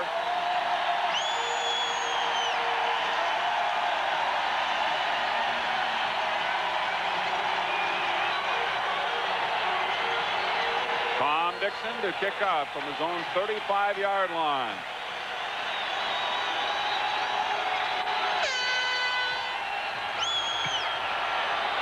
This one goes out of bounds about the 24, 25-yard line, so they'll have Dixon do it all over again.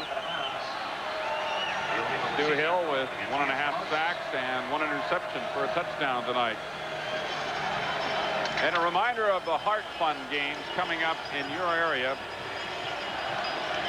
in October. Games in Calgary, Hamilton, Montreal, and Winnipeg in the first week of October. And then on the second weekend, games in Saskatchewan, BC, Toronto, and Ottawa. And of course, if you purchase your game ticket at Tip Top Tailors, half the proceeds will go to the Heart Fund.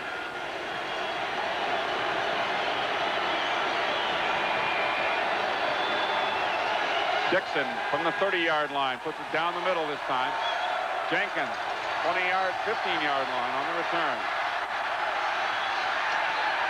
Greg Harding, and then coming in late was Steve Howlett, and the Lions looking for a penalty flag. There is none. 24-yard return for Jenkins. 66-yard kickoff and a 24-yard return. Another good ball games coming up in the CFL. Tomorrow night is Hamilton and Ottawa, but on Sunday, Winnipeg playing in Toronto, and also Calgary at Saskatchewan. It's a big showdown between the Stampeders and the Rough Riders. Could be the biggest crowd of the season at Taylor Field for that one. Saskatchewan really needs a victory to stay in touch with the Stampeders for that fourth and possibly last playoff spot. The handoff to Kevan Jenkins turns it upfield, crosses the 40. Dives to about the 43, 44-yard line where Craig Schaefer meets him. Pick up 5 or 6 yards on first down. Saskatchewan going in against Calgary on Sunday. The Riders at 5-6-1. Calgary at 6-6. And Saskatchewan having the bye next week really cannot afford to lose and fall 3 points behind Calgary. The Stampeders home next Friday night against the Ottawa Rough Riders, a game you'll see here on the CTV network. It will be McMahon Stadium. The give is to Jenkins. Again, he turns it upfield and gets close to first down yardage. Ron Howard was there. Number 28 for the Eskimos, and they needed a measurement. That was a good cutback by Jenkins because he had to be under control on this field. You can see the situation now in the Western Division of the CFL. It looked like BC was going to run away and hide from everybody early in the year, but the Eskimos can actually go into first place with a 9-3 record if they can hold on here tonight, as opposed to BC's 9-4. But we do have quite a bit of football left to play here tonight at Commonwealth Stadium. 3:21 remaining in the third quarter. And the Lions can strike quickly. They do trail by 11. Danny Bass will come out of the ball game for at least one play. He was shaken up. It's first down for the Lions. The ball at their own 48. Frank Valkovic and Larry Rucker in there now, along with Craig Schaefer in the linebacking spot. Kevan Jenkins takes the pass from DeWalt, and he crosses midfield and gets to about the Edmonton 53, 52, very close to another first down. Brought down the play by Craig Schaefer. You see that tremendous difference in the cumulative score over the year. However, this ball game is by no means out of reach for the BC Lions. They trail by just 11 points. And they just picked up a first down. And the 10 points the Lions got in the second quarter here tonight, the first time against Edmonton they've scored in the second quarter. Coming into the ball game tonight, the Eskimos had run up a 38-0 halt in the second quarter of the 2 previous games. First down, BC from the Edmonton 52.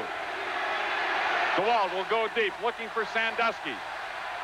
Off his hands at the 15-yard line. Coverage all the way by Greg Harding.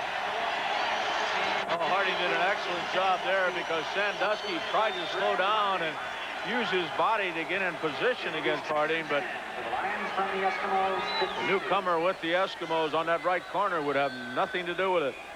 You look at that Eskimo secondary, and Ron Howard, number 28, is the only guy who has been healthy and in there from the start of the season.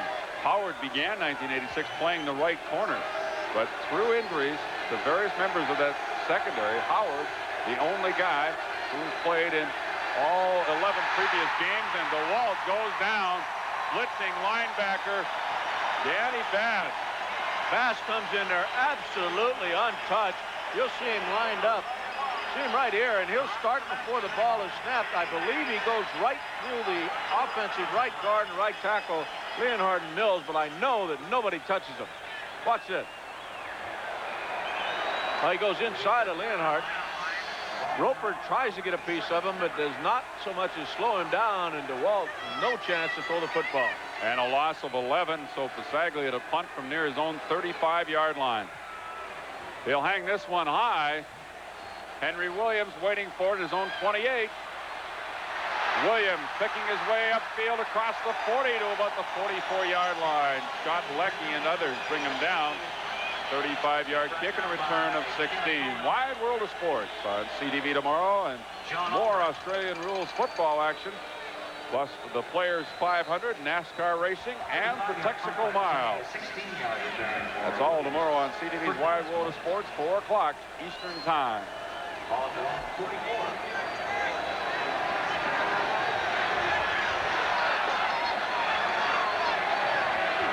First down Eskimos from their own 44.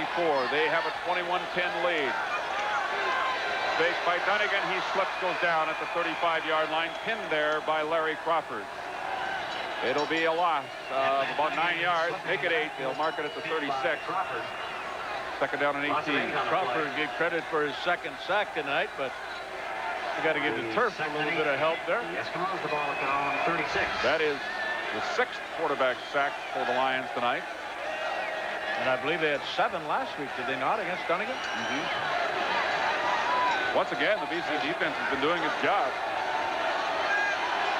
Turnover. Second down on the bunt. Dunnigan. Nobody there. Stefan Jones was the closest Eskimo. And it'll be third down. That's all right. It was good coverage over there. Dunnigan just threw it away. Eskimos from their own 36. So Tom Dixon's back out there for another punt. 39 seconds remaining in the third quarter. Sandusky had a good run back in the first half. Got the Lions in position to kick their field goal to finally get on the scoreboard. It's like they need something like that to get them going again.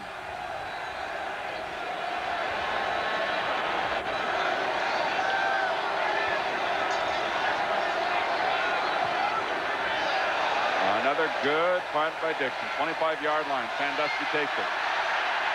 Penalty marker comes down. Somebody was blocked from behind. Sandusky gets out to the 30-yard line. A 49-yard punt and a return of 5. Leo Blanchard making the tackle. Blanchard a little shaken up on the play. Scott Leckie, I believe 34, will be caught for blocking from the rear. I don't know if you can pick it up in your screen. If you're on the left side of your screen, right there on Kurt Chapman. No question, good call by the officials. And that will back the BC Lions up once again. BC number 34. 15-yard line they'll scrimmage from with just 11 seconds remaining now in this third quarter. They'll have time for just one play, barring another penalty. A week ago, or a week from tonight, we'll have our next Friday night football action. The Ottawa Rough Riders and the Calgary Stampeders from McMahon Stadium in Calgary, 9:30 start Eastern Time. And of course, that'll be 7:30 at McMahon Stadium. And as you see DeWalt go down once more on the last play of the third quarter, Craig Schaefer gets to the BC Lions quarterback for a loss of about 5 or 6 yards. So after 3 quarters of play, it's Edmonton 21 and BC 10. And we'll be back with the fourth quarter in just a moment. The West, big country. We spread our wings across the prairies. From Ontario, Flying high, we do our best. across the prairies and mountains, We're Pacific Western Airlines. all the way to Vancouver. Spread our wings across the West.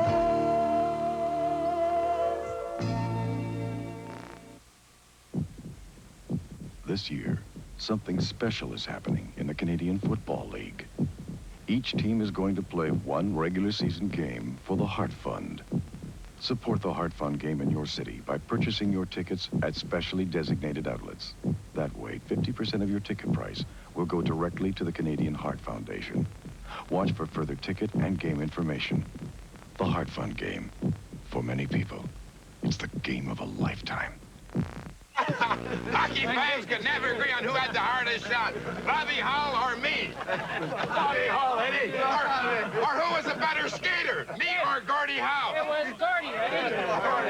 But one thing we can all agree on is Miller Lite. Because we know light tastes great. Light tastes less, Billy. Tastes great. Tastes less, Boy, I'm going to keep my nose out of this one.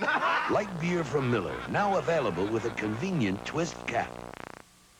Commonwealth Stadium in Edmonton with the Eskimos in front of the BC Lions by 11. Dale Isaac, Frank Rigney, and Al McCann, and our entire CTV crew. Into the fourth quarter now. The BC Lions looking at 2nd and 16 from their own 10-yard line.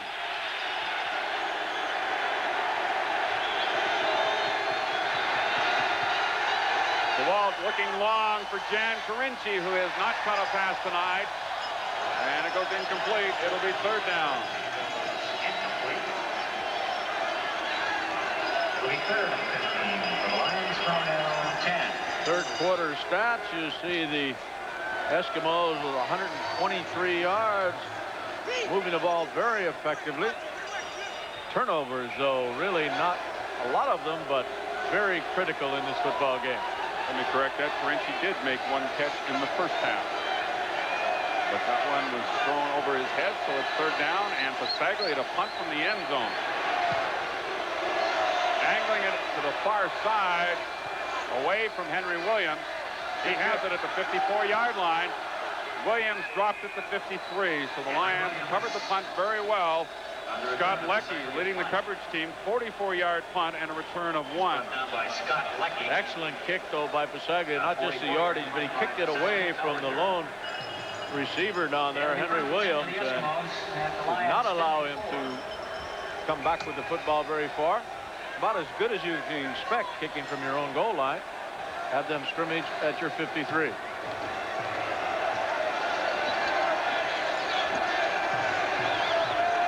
First down, Eskimos. Played a minute of the fourth quarter. Dunnigan throws incomplete, trying to go to Rick House, but there's a penalty marker in the offensive backfield. It looked like Rick Klassen, a little bit of a late hit on Matt Dunnigan. Rick House shaken up on the play. Klassen's had a great football game in terms of putting pressure on Dunnigan. Major foul. Roughing the passer. That number time 9. he was First down. a good 3 yards away when the ball was in the air. So an excellent call by the officials and Ireland and his crew. Definitely wipes out the great kick by Pasaglia, because that puts the ball now inside the 40-yard line. You know, last week it was turnovers that killed the Lions, and I think it's safe to say that that has been a big factor again. But look at the penalties. That doesn't really tell the whole story. The penalties have cost them a lot of yardage besides just the penalty yardage. Rick House making his way now to the Eskimo bench. He has to come all the way across the field. Rick's had a really good year coming into this ball game with 41 catches and 4 touchdowns on the year. Dunnigan has really spread the ball around quite a bit to all his receivers throughout the year and really not thrown the ball all that much. In a league that is noted for his passing, the Edmonton Eskimos, after tonight, could wind up with the best record and be 7th in the country in throwing the football. Yeah, amazing, isn't it? Number 1 running it, though. Yeah. Dunnigan has been intercepted once here tonight for a touchdown by Larry Crawford. That's the first interception the Lions have got against Dunnigan this season. First down from the 39. Dunnigan trying to get away from Parker, and what a job by Parker, because he had to run a long way to track down Dunnigan and throw him for a loss of about 4 or 5 yards. That's 17 sacks on the year for James Parker. He came in with 14, and he also came in with, I mentioned prior to the ball game, 39 quarterback pressures when you almost get to him. I'll tell you, the guy is just amazing, and what a great, great year he's having. Most dominating player in the CFL. He now leads the league in sacks with the 17, moving ahead of Mike Walker and Harold Holman. So it's 2nd down and 14. Dunnigan deep down the middle. Nelson Martin from the safety position moved over and knocked it down. Pass intended for Stephan Jones at the goal line.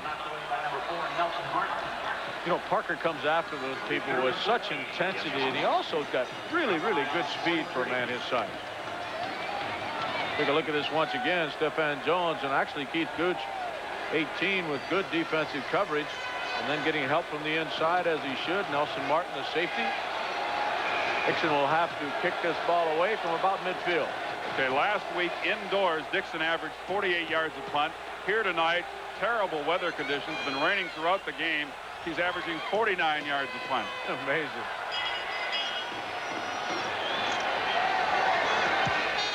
Hangs this one high. Will not make the end zone. It forces Sandusky to come out and play it. He'll be stopped shy of the 10-yard line as he lost his footing. There to pin him was Kurt Chapman, 40-yard punt, 6-yard return, 11-point lead for the Eskimos. We'll be right back. Good night. Canada sure is a sporting nation. This one's my favorite over here. Rap dancing. Of course, back home, our favorite sport is shark wrestling. Shark wrestling? Nothing better than sitting down to a few rounds of man versus hungry white pointer. With a drop of the amber nectar. Foster's. White pointer? Yeah. Of course, the hard part is getting the sharks into those tight little wrestling shorts. Foster's, now brewed here. So this is Earth. Kinda nice. Now to find a Radio Shack store. They're having a big sale on computer diskettes. Very important on my planet. Teleport mode? Ah, computer diskettes. Save 28 to 39% on 3 1/2, 5 1/4, and 8-inch diskettes. On sale until October 31st. Better get to Radio Shack quick. Hey, buddy, where's the nearest Radio Shack store? Boy, what a nurse. Talking to the Eskimo bench, they're all wondering about, of course, their teammate James Bell in Vancouver. They know he has a television set. He is out of intensive care in the Shaughnessy Hospital. They know he's watching the game, and they hope that he's enjoying watching what's happening so far.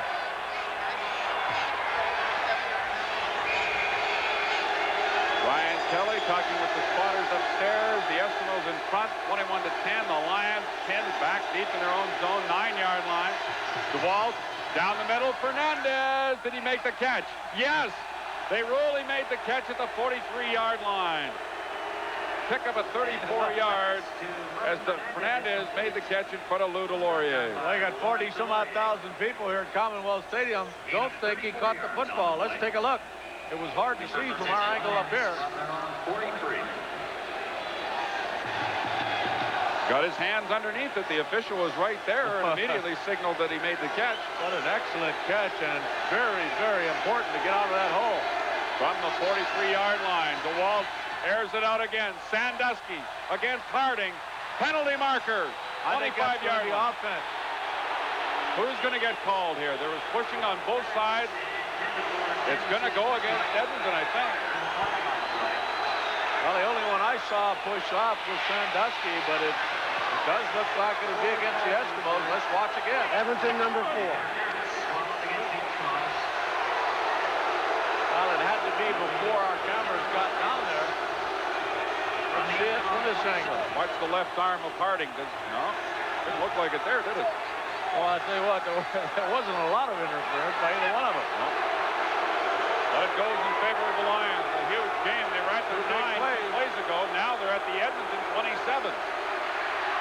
DeWalt, far sideline. Goes incomplete. Trying to hit John Pancras. Second down and 10. Lions have gone from their own 10-yard line to the Eskimo 28 in just 2 plays. 40-yard penalty, that interference call.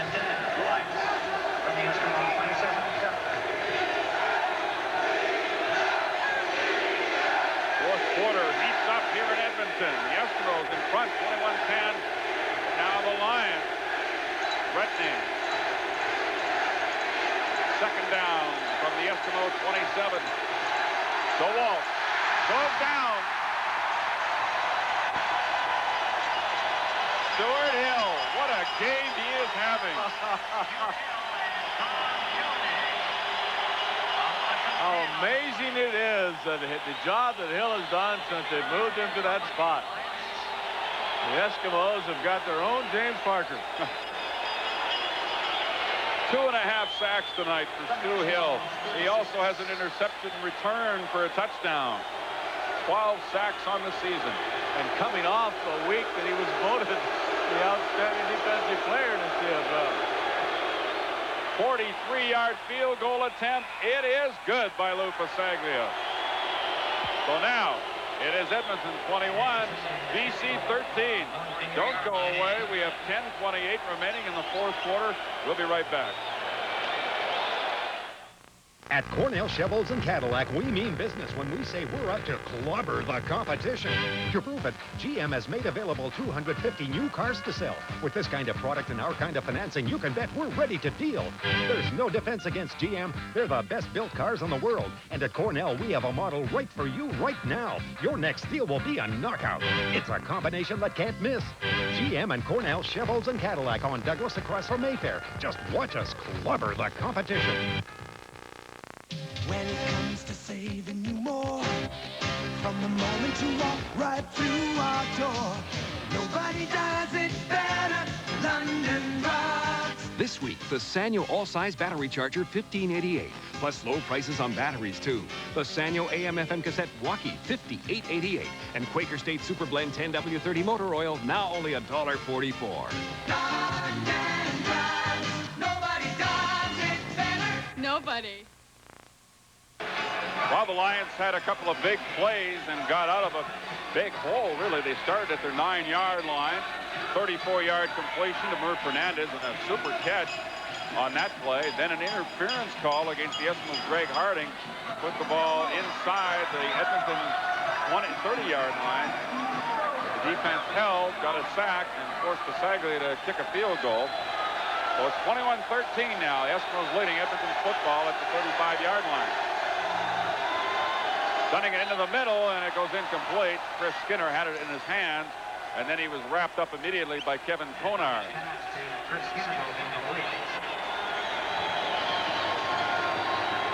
The conditions as they are here tonight, with rain continuing, football players really have to have a grip on the ball, or they're just not going to hang on to it at all. Numerous drop passes here tonight. So it's second down and 10 from the 35. Penalty marker down. Dunnigan looking for Sinkar, and at one hop to Sinkar, it goes incomplete, but there is a marker at the line of scrimmage. I think it was Harold Ballard who jumped offside that time. Harold Ballard? Not Harold. All right. Walter Ballard. All right. Harold loved you anyway for quite that quick. Yeah, well, he loved you anyway for mentioning his name. DC number 77. Well, down Mike Gray anyway. Sorry, Harold. Sorry, Harold, and sorry, Walter. I can't tell the 7s from the 8s anymore. They're so covered with mud and water out there. Second down over again. 5 yards to go for the Eskimos at their own 40. Dunnigan rolls outside. Gets across the 45 and has a first down, stepping out at the 46. Glenn Jackson closing in on him. But Dunnigan, with that quickness of his, he got around, I think, Walter Ballard, and outside. Tough to contain that young man. And he knows exactly where he is on the football field. Watch this. Just over the 45-yard line.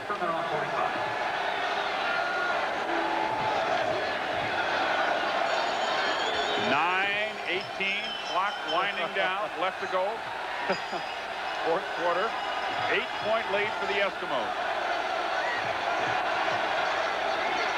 Chris Skinner met at the line of scrimmage. Very little gain, if any, here. And the Lions defense reacting very quickly, led by James Parker, of course, on the play. Eskimos trying to sweep the 3-game series against the BC Lions. They won the opener in July, 36-13. Won again out in Vancouver, 32-3 last week. And they're up by 8.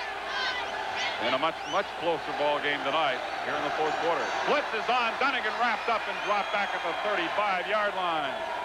Parker had pressure, and then Ballard finished them off. So it'll be punting time for the Eskimos.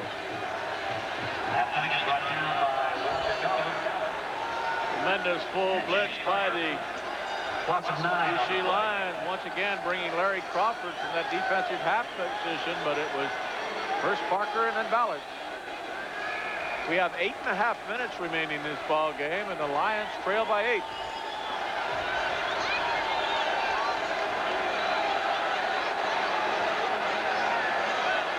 Big part of tonight's success for the Eskimos has to rest with Tom Dixon's punting. He has done a terrific job. Sandusky taking this one on the run up the sidelines. They really stepped out of bounds at the 46-yard line. So it's BC's ball after a 37-yard punt and a 10-yard return. The Eskimos in front, 21-13. And we'll be right back. Madman McKay has lost his head again because he's saying no, and his daughter Kelly can't believe it. No payments and no interest until 1987 with approved credit. Just look. RCA 26-inch color console, $566 with remote, $666. RCA 20-inch color TV with remote, only $444. Sharp portable VCR and camera, just $888. Toshiba 60-watt complete stereo package, $488. Buy now, pay later. You can't beat the Madman. Madman McKay's Stereo and Video Warehouse. Get on over now. Which came first? Was it the chicken or the egg? Like that age-old question, the debate goes on. Which came first? Was it the quality car or the quality dealer? Honda really does have a simple answer, though.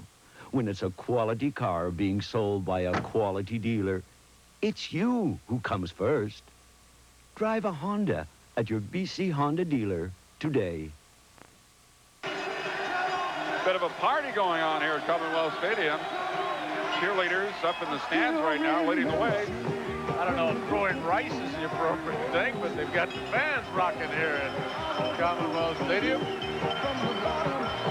Little good old country boy music. They're all waterlogged, that's for sure. They've been sitting out in this rain, which hasn't really let up at all. First down for the BC Lions at their own 46-yard line. DeWalt hands off to John Henry White. Puts his head down, gets close to midfield for a gain of 8 or 9 yards. Met by the safety, Lou Delorier. Second down and short, BC. It's been almost impossible for either team to put together any effective long drive tonight. The Lions pick up about 8.5 on that play. Good close-up look at the quarterback, DeWalt. Again, he hands off. T-Van Jenkins is stopped right at the line of scrimmage. Danny Bass, the middle linebacker, gets there first. Oh, he's going to be well short of the first down, too. I doubt very seriously if the Lions gamble here. No, they sent the punting unit in. Injured Eskimo. Delorier, the safety, who came up and made the tackle on the run by John Henry White and then was assisting Danny Bass on that last tackle. Your Lions, number 54, Laurent Delorier, the injured Eskimo ball player.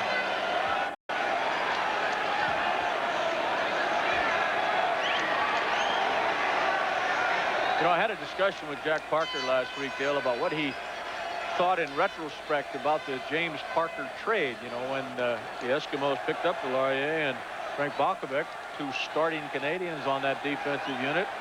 And he said, although we gave up a great football player without question and a dominant force in this league, he'd make that trade again.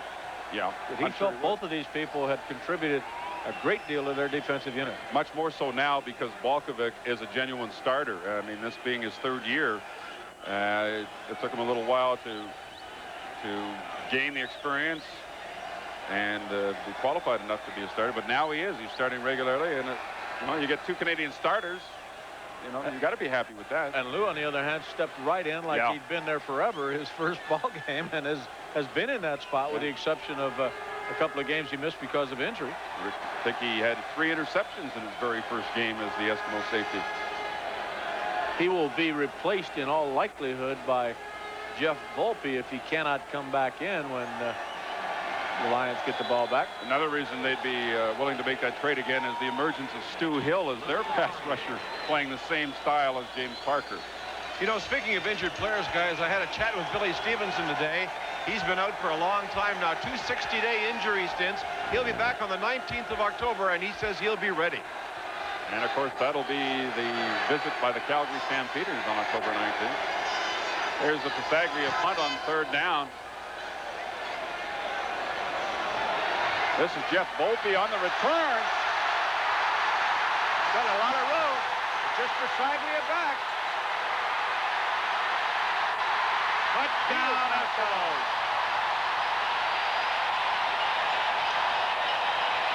Unofficially, 100 yards. Now the similarities to last week's game are really coming forth. They've had an interception return for a touchdown. They've got one touchdown on a pass from Dunnigan like last week. Now a kick return for a touchdown. The longest of the season.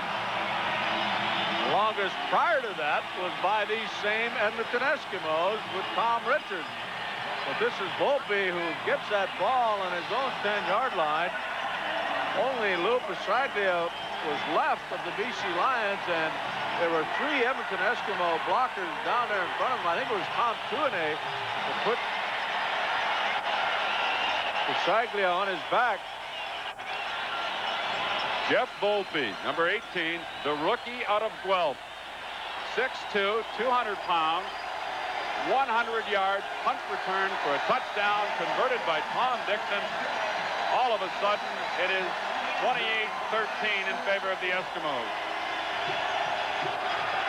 And every score tonight has been either on a specialty team play or as a result of a turnover.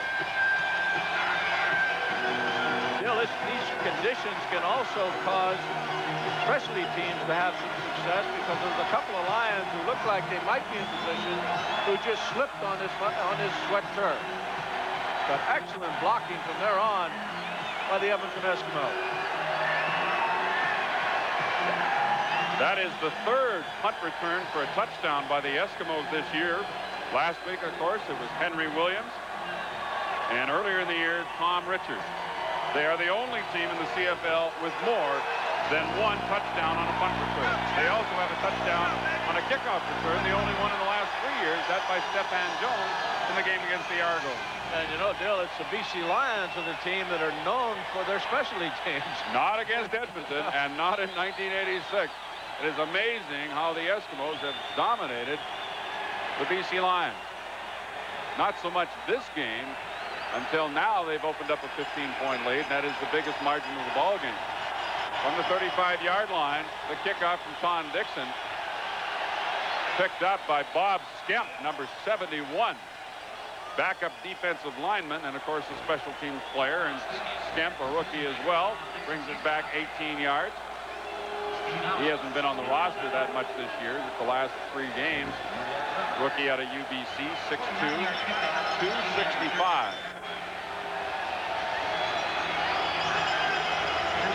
And we have 6 minutes and 34 seconds remaining in the 4th quarter. And the Eskimos that far away from their 3rd straight win over the BC Lions this year.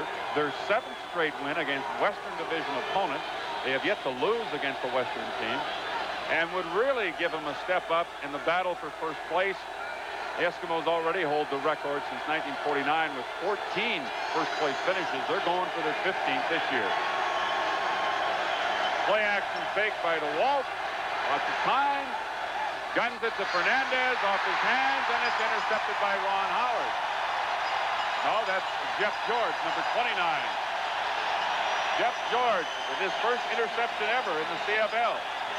The ball belongs to Edmonton. There's an isolated shot from Freddie Fleming on Merv the Swerve Fernandez. And it looked like that ball was thrown just behind him. Let's take a view at it once again. Well, that's the kind of catch that's very difficult for most receivers, but one that Fernandez would normally make. But not on a rainy night in Edmonton in late September. First down Eskimos from the 47-yard line. The pitch to Milton Jones. Jones to the 50, the 51-yard line. You know, it's not as if the Eskimos have just squeaked by any means against the Lions. I count it now 96-29 is the 3-game total, Dale. Well, the only downer to an otherwise euphoric Eskimo scene is on the bench where the medical staff are working on safety Lou Delorier. Injured left knee. They're going to ice it down. They hope it is not too serious. I doubt that he'll play again tonight. Of course, that'll mean Volpe will stay in the ball game at safety. Chris Johnstone high-stepping it up the middle for a first down. Eskimos at the BC 52. Middle linebacker Tyrone Cruz finally bringing that big rookie down. He goes 6'3", 215 pounds. Well, he looks even bigger than that when you see him out of uniform. And just a straight-ahead run. Excellent blocking. First down, Eskimos.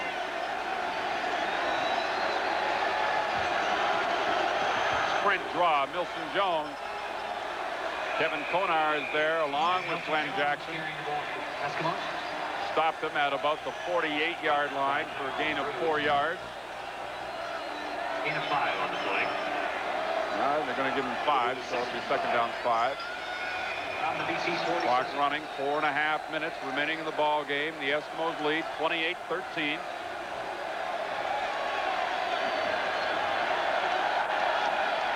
Matt Dunnigan's done an excellent job tonight, not statistically, but because he's been able to control this football game and keep the football away from the BC Lions. And getting effort out of everybody, like that run by Milton Jones. Mel Bird finally brought him down at the 36-yard line. It's another first down for the Eskimos. Up Little until things like that, reading that linebacker being back off the line of scrimmage just a bit. Dumped it out there, and Glenn Jackson could not recover quick enough. Up until 1986, the Eskimos had lost 6 in a row to the BC Lions. Now they're on the verge of their own 3-game winning streak against BC. Quarterback draw. That's what I like about this guy. He'll do anything to beat you.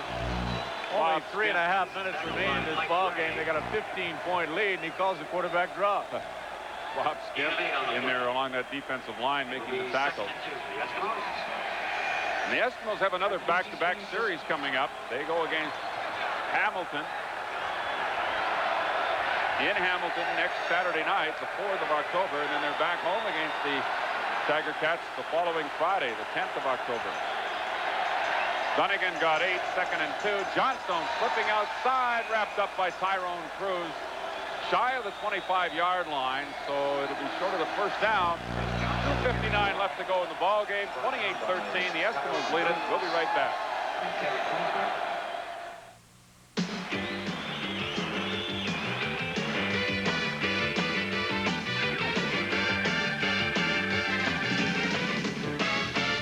Get moving to Extra Old Stock and get that real beer taste.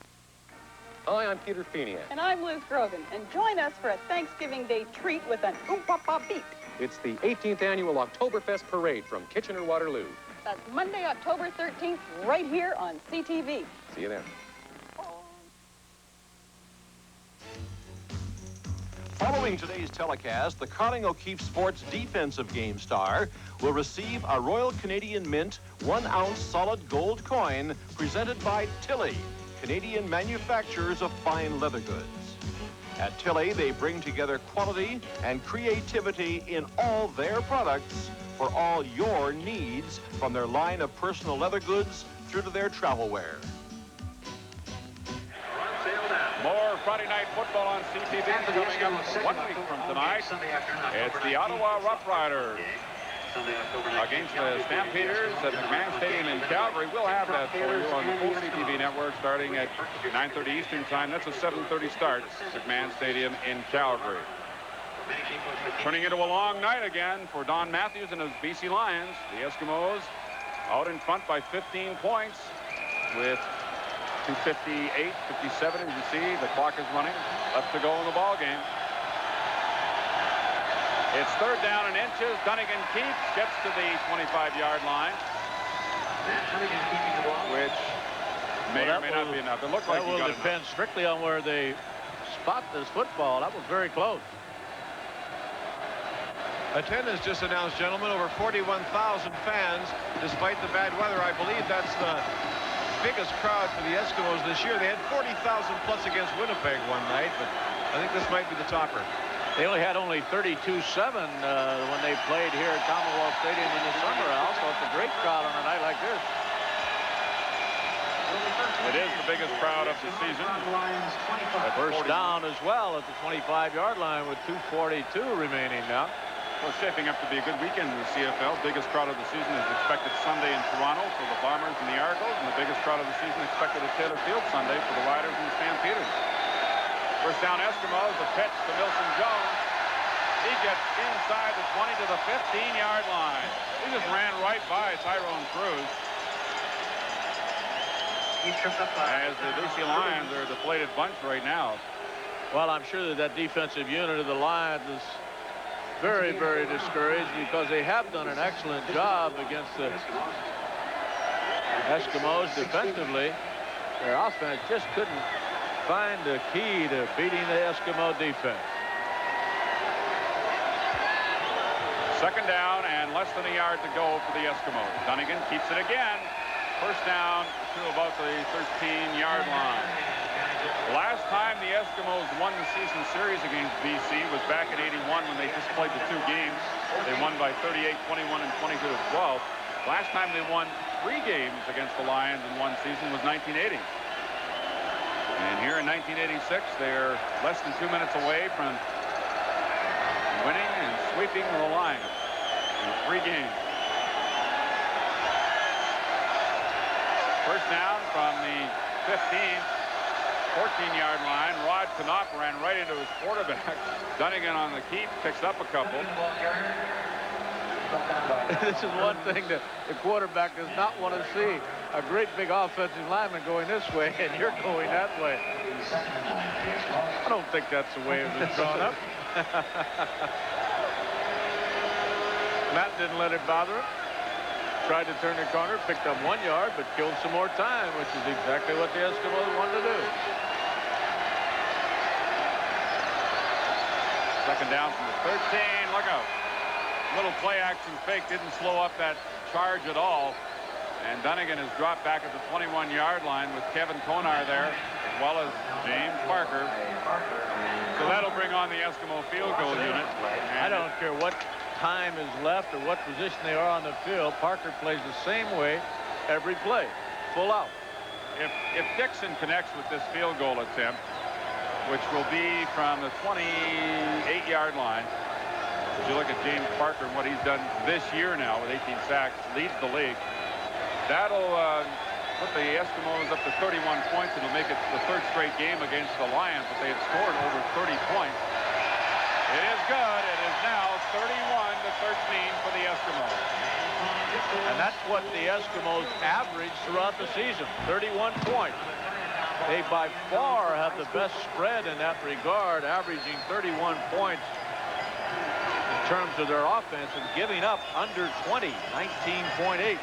Dixon came into tonight just 1 point behind J.T. Hay of Calgary in the scoring race, so at least temporarily he's moved ahead of the Calgary kicker. And fans here at Commonwealth Stadium are happily filing their way out tonight. Going home to get dry. Evan Jenkins. Ron Howard puts him down at the 43-yard line for a pickup of 8. One sad note here at Edmonton that we pass along to Wes Montgomery, a good buddy of ours who does the announcements here at the stadium, was injured in an automobile accident on the way to the stadium, so we certainly wish him a very speedy recovery. Evan Jenkins takes the handoff from DeWalt, and John Mandarich wraps him up at the 45-yard line and be very close to a first down. It's a gain of 3 on the play. First and 10 for BC. That's their 46.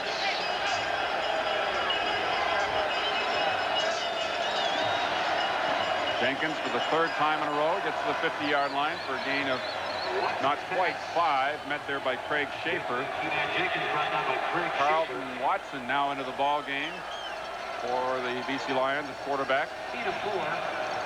It'll be 2nd and 6. Lions from their own 50. Another long night for DeWalt against these Eskimos.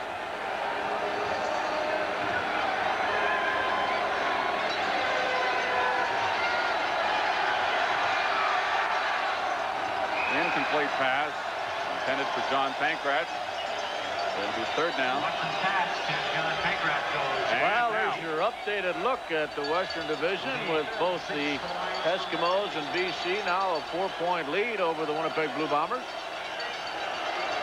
And a very close battle for that fourth and, in all likelihood, final playoff spot. 4 losses for the Lions now this year, all of them to Alberta teams. That's right. Calgary beating them, the only team in the country that's beat them besides Edmonton. Yep. And, of course, with 6 more weeks to the schedule after this, there's still a lot of football to be played as Watson completes this pass on third down for a first down. John Pankratz to the Edmonton 42-yard line, his first catch of the ball game. What this does mean, Dale, as far as the BC Lions are concerned and finishing first, it means that the Lions, if they win all of their football games, the remainder of the year, still have to see the Eskimos get beat twice by somebody else. And, of course, the Eskimos will play every weekend from here to the end of the season, whereas the Lions have the bye following their game next week against Montreal in Montreal. Watson will try to put this one in the end zone. He overthrows everybody on the last play of the ball game. So the Eskimos have done it. They have beaten the BC Lions 3 straight times in 1986, including back-to-back. And the final score tonight, Edmonton 31 and BC 13. And now the Eskimos are at 9-3, the Lions 9-4. So the final score tonight, 31-13 Eskimos. Coming up, we'll have our Chronicle Keep Game Stars. From start to finish, we're building the best. Tempo is Canada's best-selling car. This one could be yours. At Ford, our commitment to quality and total customer satisfaction has resulted in the best-built North American cars and trucks, and Ford's unlimited distance protection. Quality is job one in everything we sell and service. This is the first time I've been so excited about buying a new car.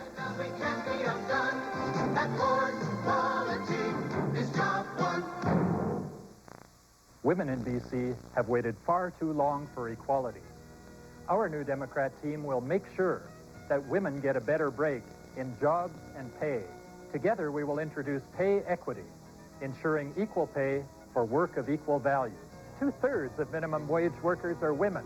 We will change that. A fair chance for every job and better child care. Look at our team. We're on your side. We've got the kind of people BC needs now. Mary, Mary, have you been using my razors again? Don't worry, dear. I got lots more at the Pharmacy price. Oh, all right. Oh, look at this new deodorant. And new bubble bath. It's a darn good thing we get all of this at the Pharmacy price. And right now at Pharmasave, you can enter for a chance to win a Toyota 4x2 Extra Cab long bed truck, courtesy of the Toyota dealers of British Columbia, or one of 20 BRC bikes for kids. And remember, get it at the Pharmasave price. Well, I'm here with the winning coach, Jack Parker. And, Coach, you've got to be really pleased in this terrible, terrible weather night the way your team played. Well, it was a tough night for offensive teams to play, but the defensive teams, again, played extremely well. I was really proud of our offense. They kept their cool, and they came back out in that second half and made some big plays. Stuart Hill made a great, huge play on defense. Of many, we had a lot of those by all the players, but it was just a real exciting game as far as we were concerned. In bad weather, we did a good job. You pulled another surprise on us, Jeff Volpe. We weren't prepared for him to run it back. Well, we weren't either. We were going into a punt safe there because it was only a second and a couple of yards, and they were behind, so we thought they might go for the fake. But Jeff just got a little hole up through there, and he made the most of it. Tom Tuane took the last couple of guys out, and he was gone. Tommy Dixon had another good game. He's back on a roll again, Coach, both punting and place kicking. That's right. He got unlucky right before the first half and hit the goal post, but he's doing a good job. I got to ask you one thing that kind of surprised me a little bit. I want to get your reaction. You had things going pretty good near the end of the first half, and suddenly down deep in your own zone, Matt elected to pass. Well, you know, we wanted to try to hit a little screen play there, and it was covered, and Matt was going to throw it away, but they got too much pressure on him, and he couldn't, and you know, it was just one of those plays. They did a good job defensively. Big defensive performance once again for your team. I thought Stuart Hill, just one of many, had a great game. Oh, yeah, they all played really, really well. Only one downer. Lou Delorier got hurt right near the end of the game. Yeah, he's got a knee injury. We don't know how bad it is. Let's hope it's not too serious. And Chris Skinner's having problems getting over. I guess bruised ribs are tough to get over, though. Yeah, he had trouble tonight. but really a marvelous performance. Well, Now you got to get ready for Hamilton. Two that's more right. tough physical games. That's right, 2 in a row. It's great. It was a great team offensive game, or a great team game, I thought, for our football club, both offensively and defensively. I thought they went out and did a great job, and they did a great job again on special teams. Jack, you're in first place. Congratulations. Best of luck the rest of the way. Thanks, Al. Okay, we'll be back in a moment with the stars of the game.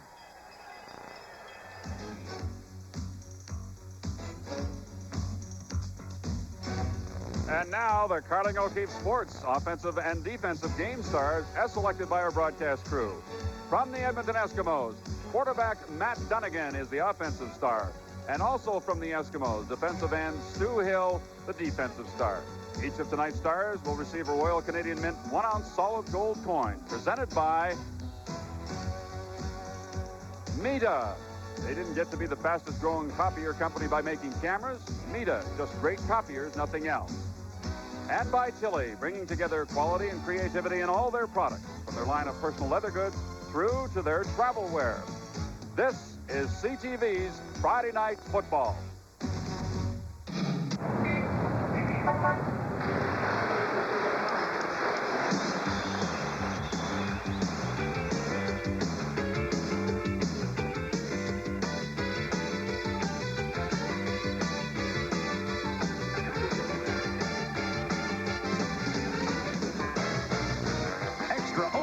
Real beer taste is coming at you.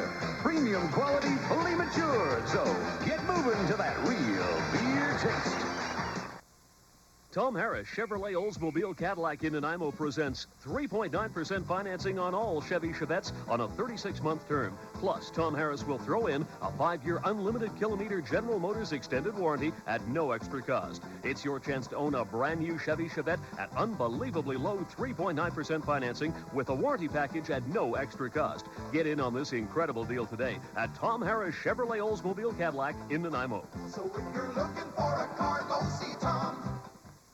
Well, here we are, the stars of the game, the first-place team in the Canadian Football League. Offensive star tonight, the quarterback, Matt Dunnigan. Adverse circumstances weather-wise, Matthew, for a guy to handle the football. I thought your offense did a good job against a tough defensive BC team. Yeah, you know, I think that's just what it was. It was a good offensive effort all around, and I made one poor decision in the end zone, and it cost us dearly. But fortunately, our defense stuck together for us and did the job again. I feel like I shouldn't be standing here right now, but I guess I had to pick somebody. But you know, the rest of the defense should be out here. And I'd just like to say hello to James Bell. And, buddy, we're with you, JB, all the way.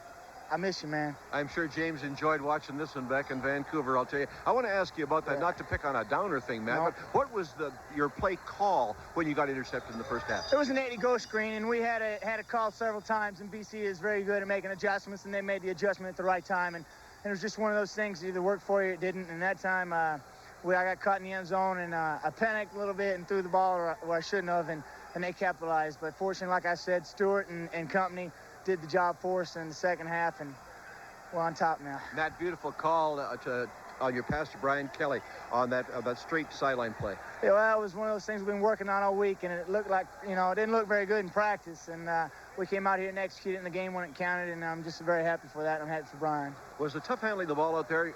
Did you have it? You had a dry ball to start with, but he gets heavier all the time, I guess. Yeah, by the end of the game, it was like throwing a leaded weight out there. But, you know, you got to work with what you got, and we controlled the ball there at the end of the game and made a few first downs that were crucial to us. And I'm just happy to be in a situation right now. 9-3 feels pretty good.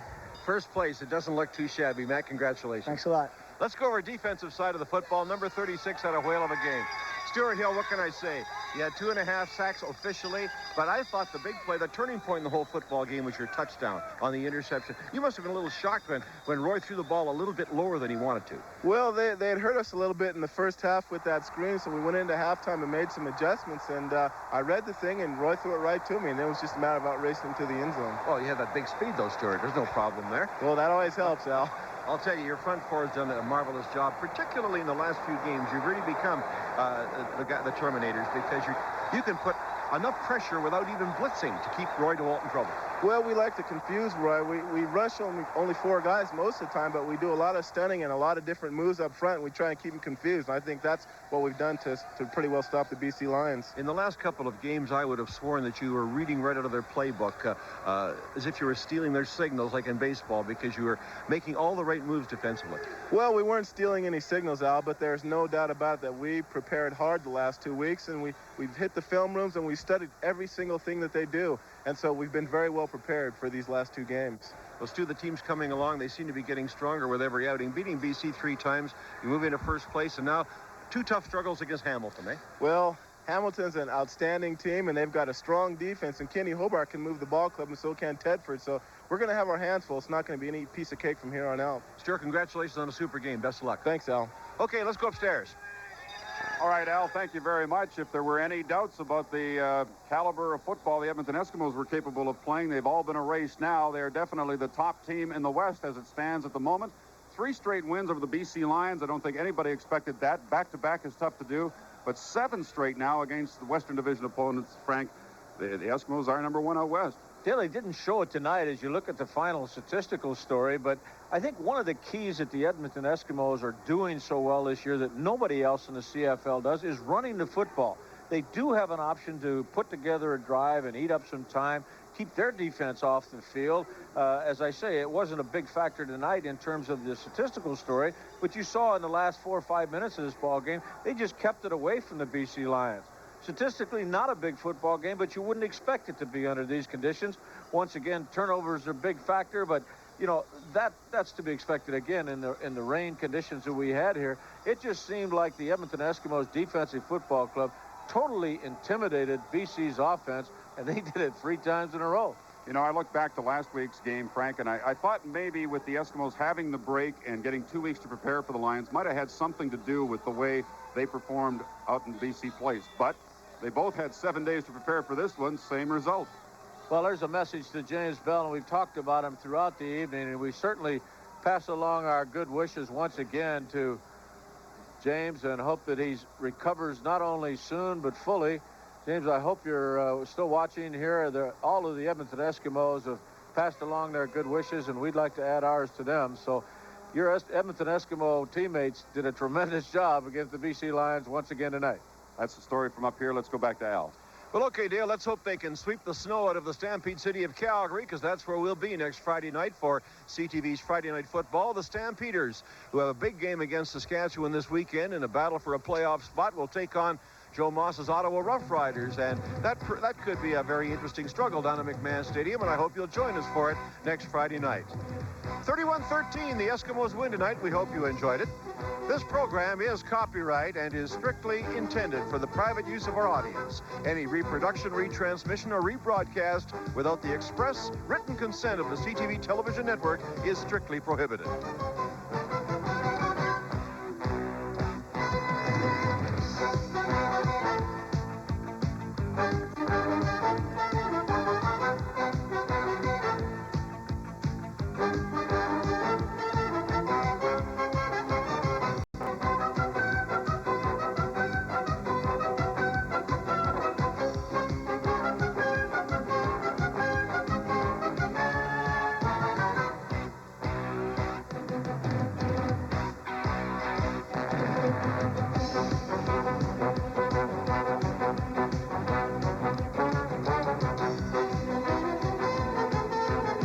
We ask customers, what makes Saunders Subaru number 1? When I get my car serviced, Saunders provided me a courtesy car at no extra charge. Friday afternoon, 24 hours before the kickoff of what may well be the college football game of the year. It's hard to believe that these relaxed, smiling young men are the nation's number 1 team, the defending national champions, the Sooners of Oklahoma. Miami's Vinny Testaverde breezed through Friday's workout. Looking at his teammates' faces, there was no hint that tomorrow would bring a war between these young men from Oklahoma and Miami.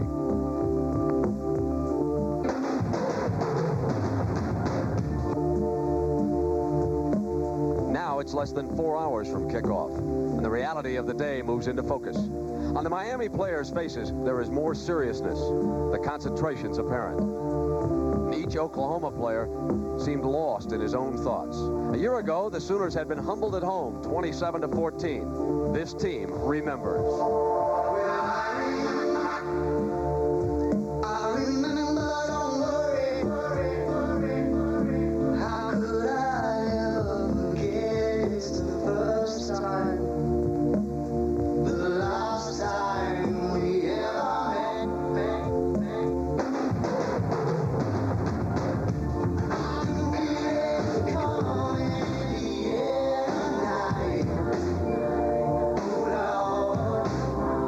Waited 1 year. All that's left now is 60 minutes of football. It's the dream of a lifetime. No more words, no more talking. 60 minutes and the issue will be settled. It's number 1 against number 2. Oklahoma versus Miami. This ESPN program is being brought to you by Winchester. Load up with the legend. In 1983, the Toronto Argonauts were the top football team in the country. The Argos, who had not won the Grey Cup since 1952, staged a dramatic come-from-behind performance under the Dome in Vancouver to defeat the British Columbia Lions 18-17. One of the stars of that Argo win was Cedric Minter, who returns to the Toronto lineup this afternoon after an absence of 2.5 years, facing the Winnipeg Blue Bombers, the team that succeeded the Argos as Grey Cup champions, winning it all in 1984, the first time they had won the national championship since 1962, as they beat Hamilton 47-17. Both the Argos and the Bombers are Grey Cup contenders again this season, and they meet this afternoon and next Sunday in Winnipeg in a home-and-home series that could well determine where they finish in their respective divisions. The following is a live presentation of CBC Sports. The best of Canadian professional football, the CFL on CBC.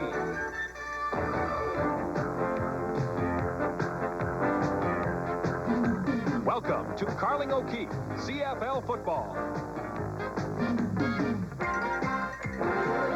And now, for all the action, let's join our CBC commentary team.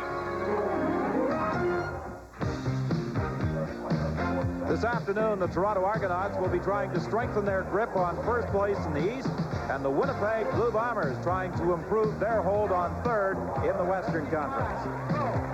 Hi, everyone. I'm Don Whitman along with Ron Lancaster. And Ron, over the years, when Winnipeg and Toronto have met, usually entertaining, exciting football. This afternoon should be no exception. They both like to throw the football. They want it in the air. They both think they have great receivers. We're going to have a great one.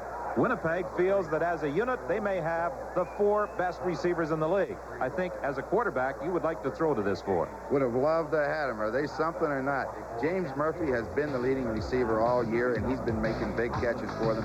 The man, Joe Poplawski, has made the big catches inside when the going is tough. Now, last week, they had to make some decisions. Perry Tuttle, the wide receiver, moved into the slot. He showed that he belonged. It's a little different in there, but he got loose for 85 yards and a touchdown, and he's happy to be anywhere. Now, the man that they were looking for, Jeff Boyd, comes back. He had over 1,200 yards the year before. He made his presence felt in a hurry when he took the first pass that he caught from John Hufnagel, goes 80 yards for a touchdown. What a beginning, and I know if I'm in John Hufnagel's shoes, I got to be very happy with that group. A big week for John Hufnagel as he passed Winnipeg to that 39-14 triumph over Montreal. His play earned him selection as Pacific Western Star of the Week. Defensively, the Winnipeg Blue Bombers also have a solid 4 at the linebacking spot. May be the best in the league right there, too. The 4 of those guys do one thing. They get to the football in a hurry. As best seen right here. You're normally going to find 2 linebackers in on every hit, and it doesn't matter whether it's a quarterback or a running back. They're there. Well, the Toronto Argonaut quarterbacks, starting quarterback Conrad Holloway, would certainly like to see those 4 kept off his back this afternoon. Holloway is going to start. In the past couple of games, though, J.C. Watts has come on in relief.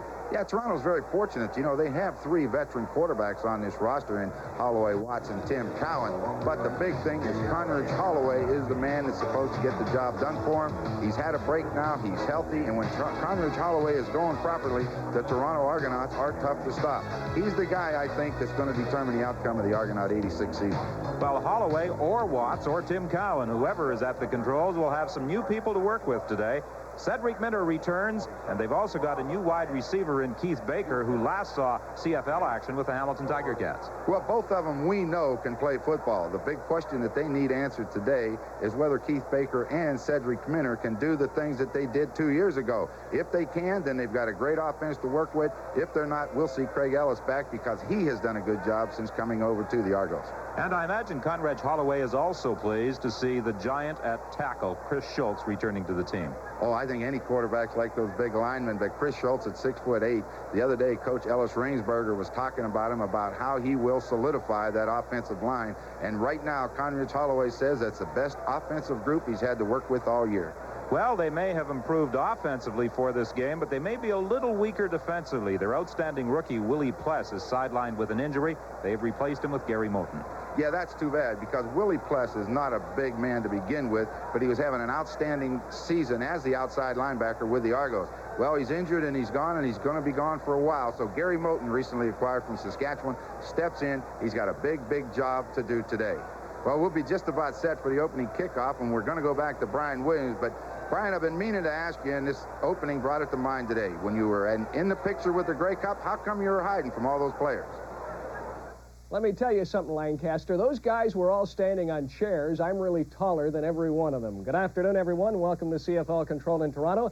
As we continue with week number 14 of this 1986 season, there was one game played last night that was up at Lansdowne Park in Ottawa. The Hamilton Ticats and the Ottawa Rough Riders. Mike Kerrigan and the Ticats have found an aerial attack. Kerrigan to Tony Champion. This touchdown made it 14-8 Hamilton. Ticats going on to win that football game by 20 points. We take a look at the Eastern standings. Hamilton is at 500. Well, those are the Western standings. Let's talk about the West first. Don't forget, Calgary and Saskatchewan this afternoon. Either team can still make the playoffs. Winnipeg has 2 games to go with the BC Lions and 1 with Edmonton. And now the Eastern standings. All right, Hamilton at 500. Toronto, the only team with a winning record. As far as the playoffs are concerned, it is all over for both Ottawa and Montreal.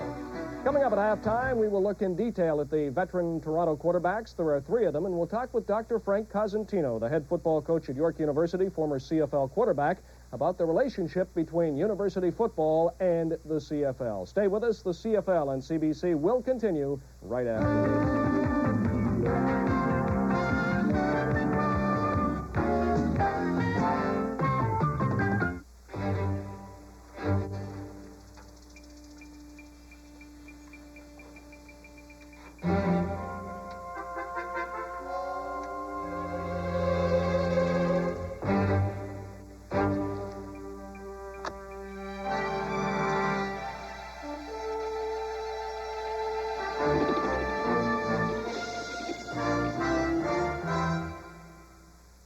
With the legend, Winchester.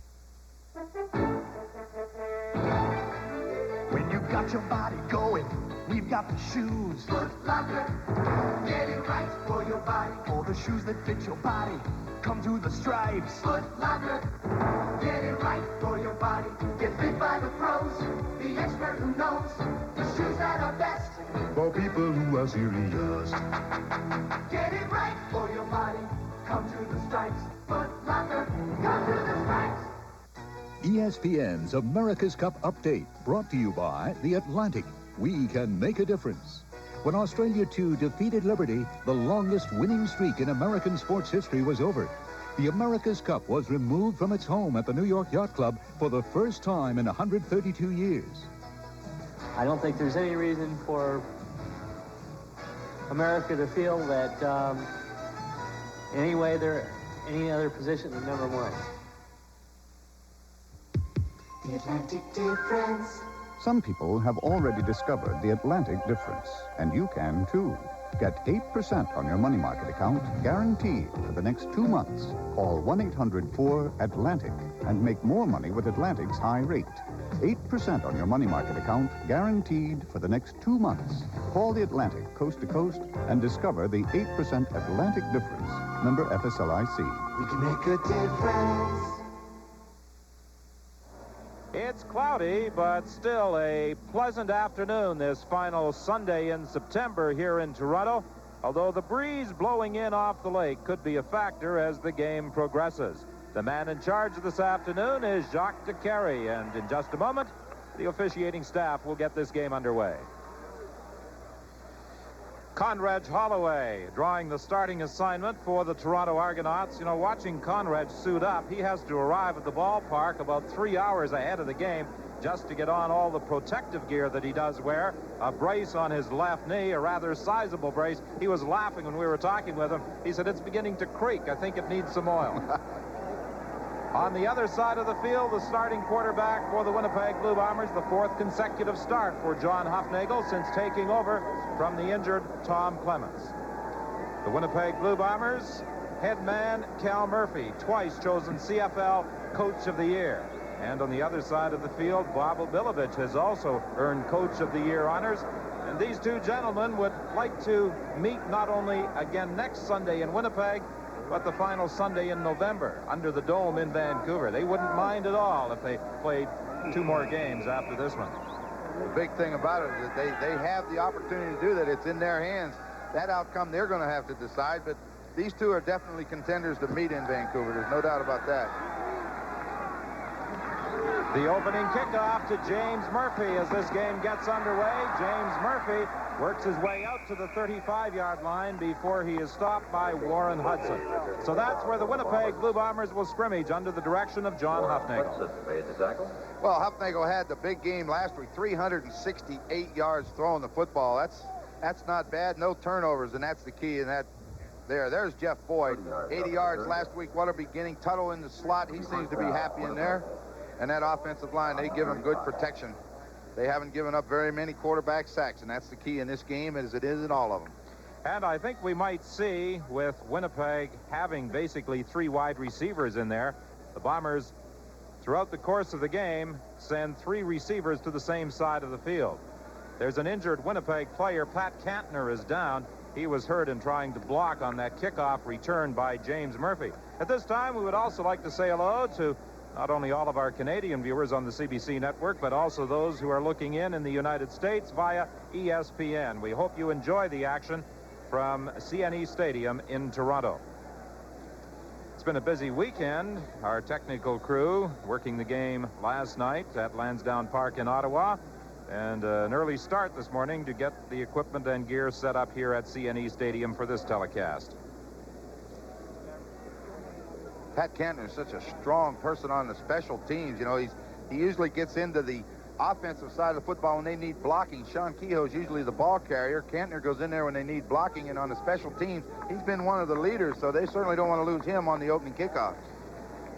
Therapist Ross Hodgkinson out there with Cantner, making sure he's okay, and it appears as though he is, as the University of British Columbia product is up and jogging off to that Winnipeg bench. So Winnipeg with the 3 wide receivers, basically, although Tuttle has been moved to the slot back position. And very early, they are going to send all 3 to the same side. Although Tuttle comes in motion back across the formation. That hitch pass to James Murphy. Murphy working one-on-one outside. He did a pretty good job. A couple of stutter steps to convert that pass into an 8-yard gain when it looked as though he might have been stopped after a pickup of just a couple. Well, the defensive line, Rodney Harding with 7 quarterback sacks, has been the leader. Mark Seal gets the opportunity to start the day. A lot of times he's the backup. Gary Moulton, we talked about, is getting his first chance here, taking over for Willie Pless, who was injured. In the secondary, pretty good group. Having a tough year with interceptions. They haven't gotten that many. Their leaders are their corners, and that's where it should be, Parker and Marcellus Green. Well, Pat Cantner apparently is okay. He is back in. And the pitch goes to James Sykes, but he is stopped by Rodney Harding. He lost yardage on the play, hit right at the 40-yard line. So the Winnipeg Blue Bombers are stopped in their first offensive series under John Hufnagel, and they will be forced into a punting situation. Hufnagel with that big game, throwing for 368 yards in the triumph over the Montreal Alouettes last week. This is a big part of the game right here, the kicking game, because when you're playing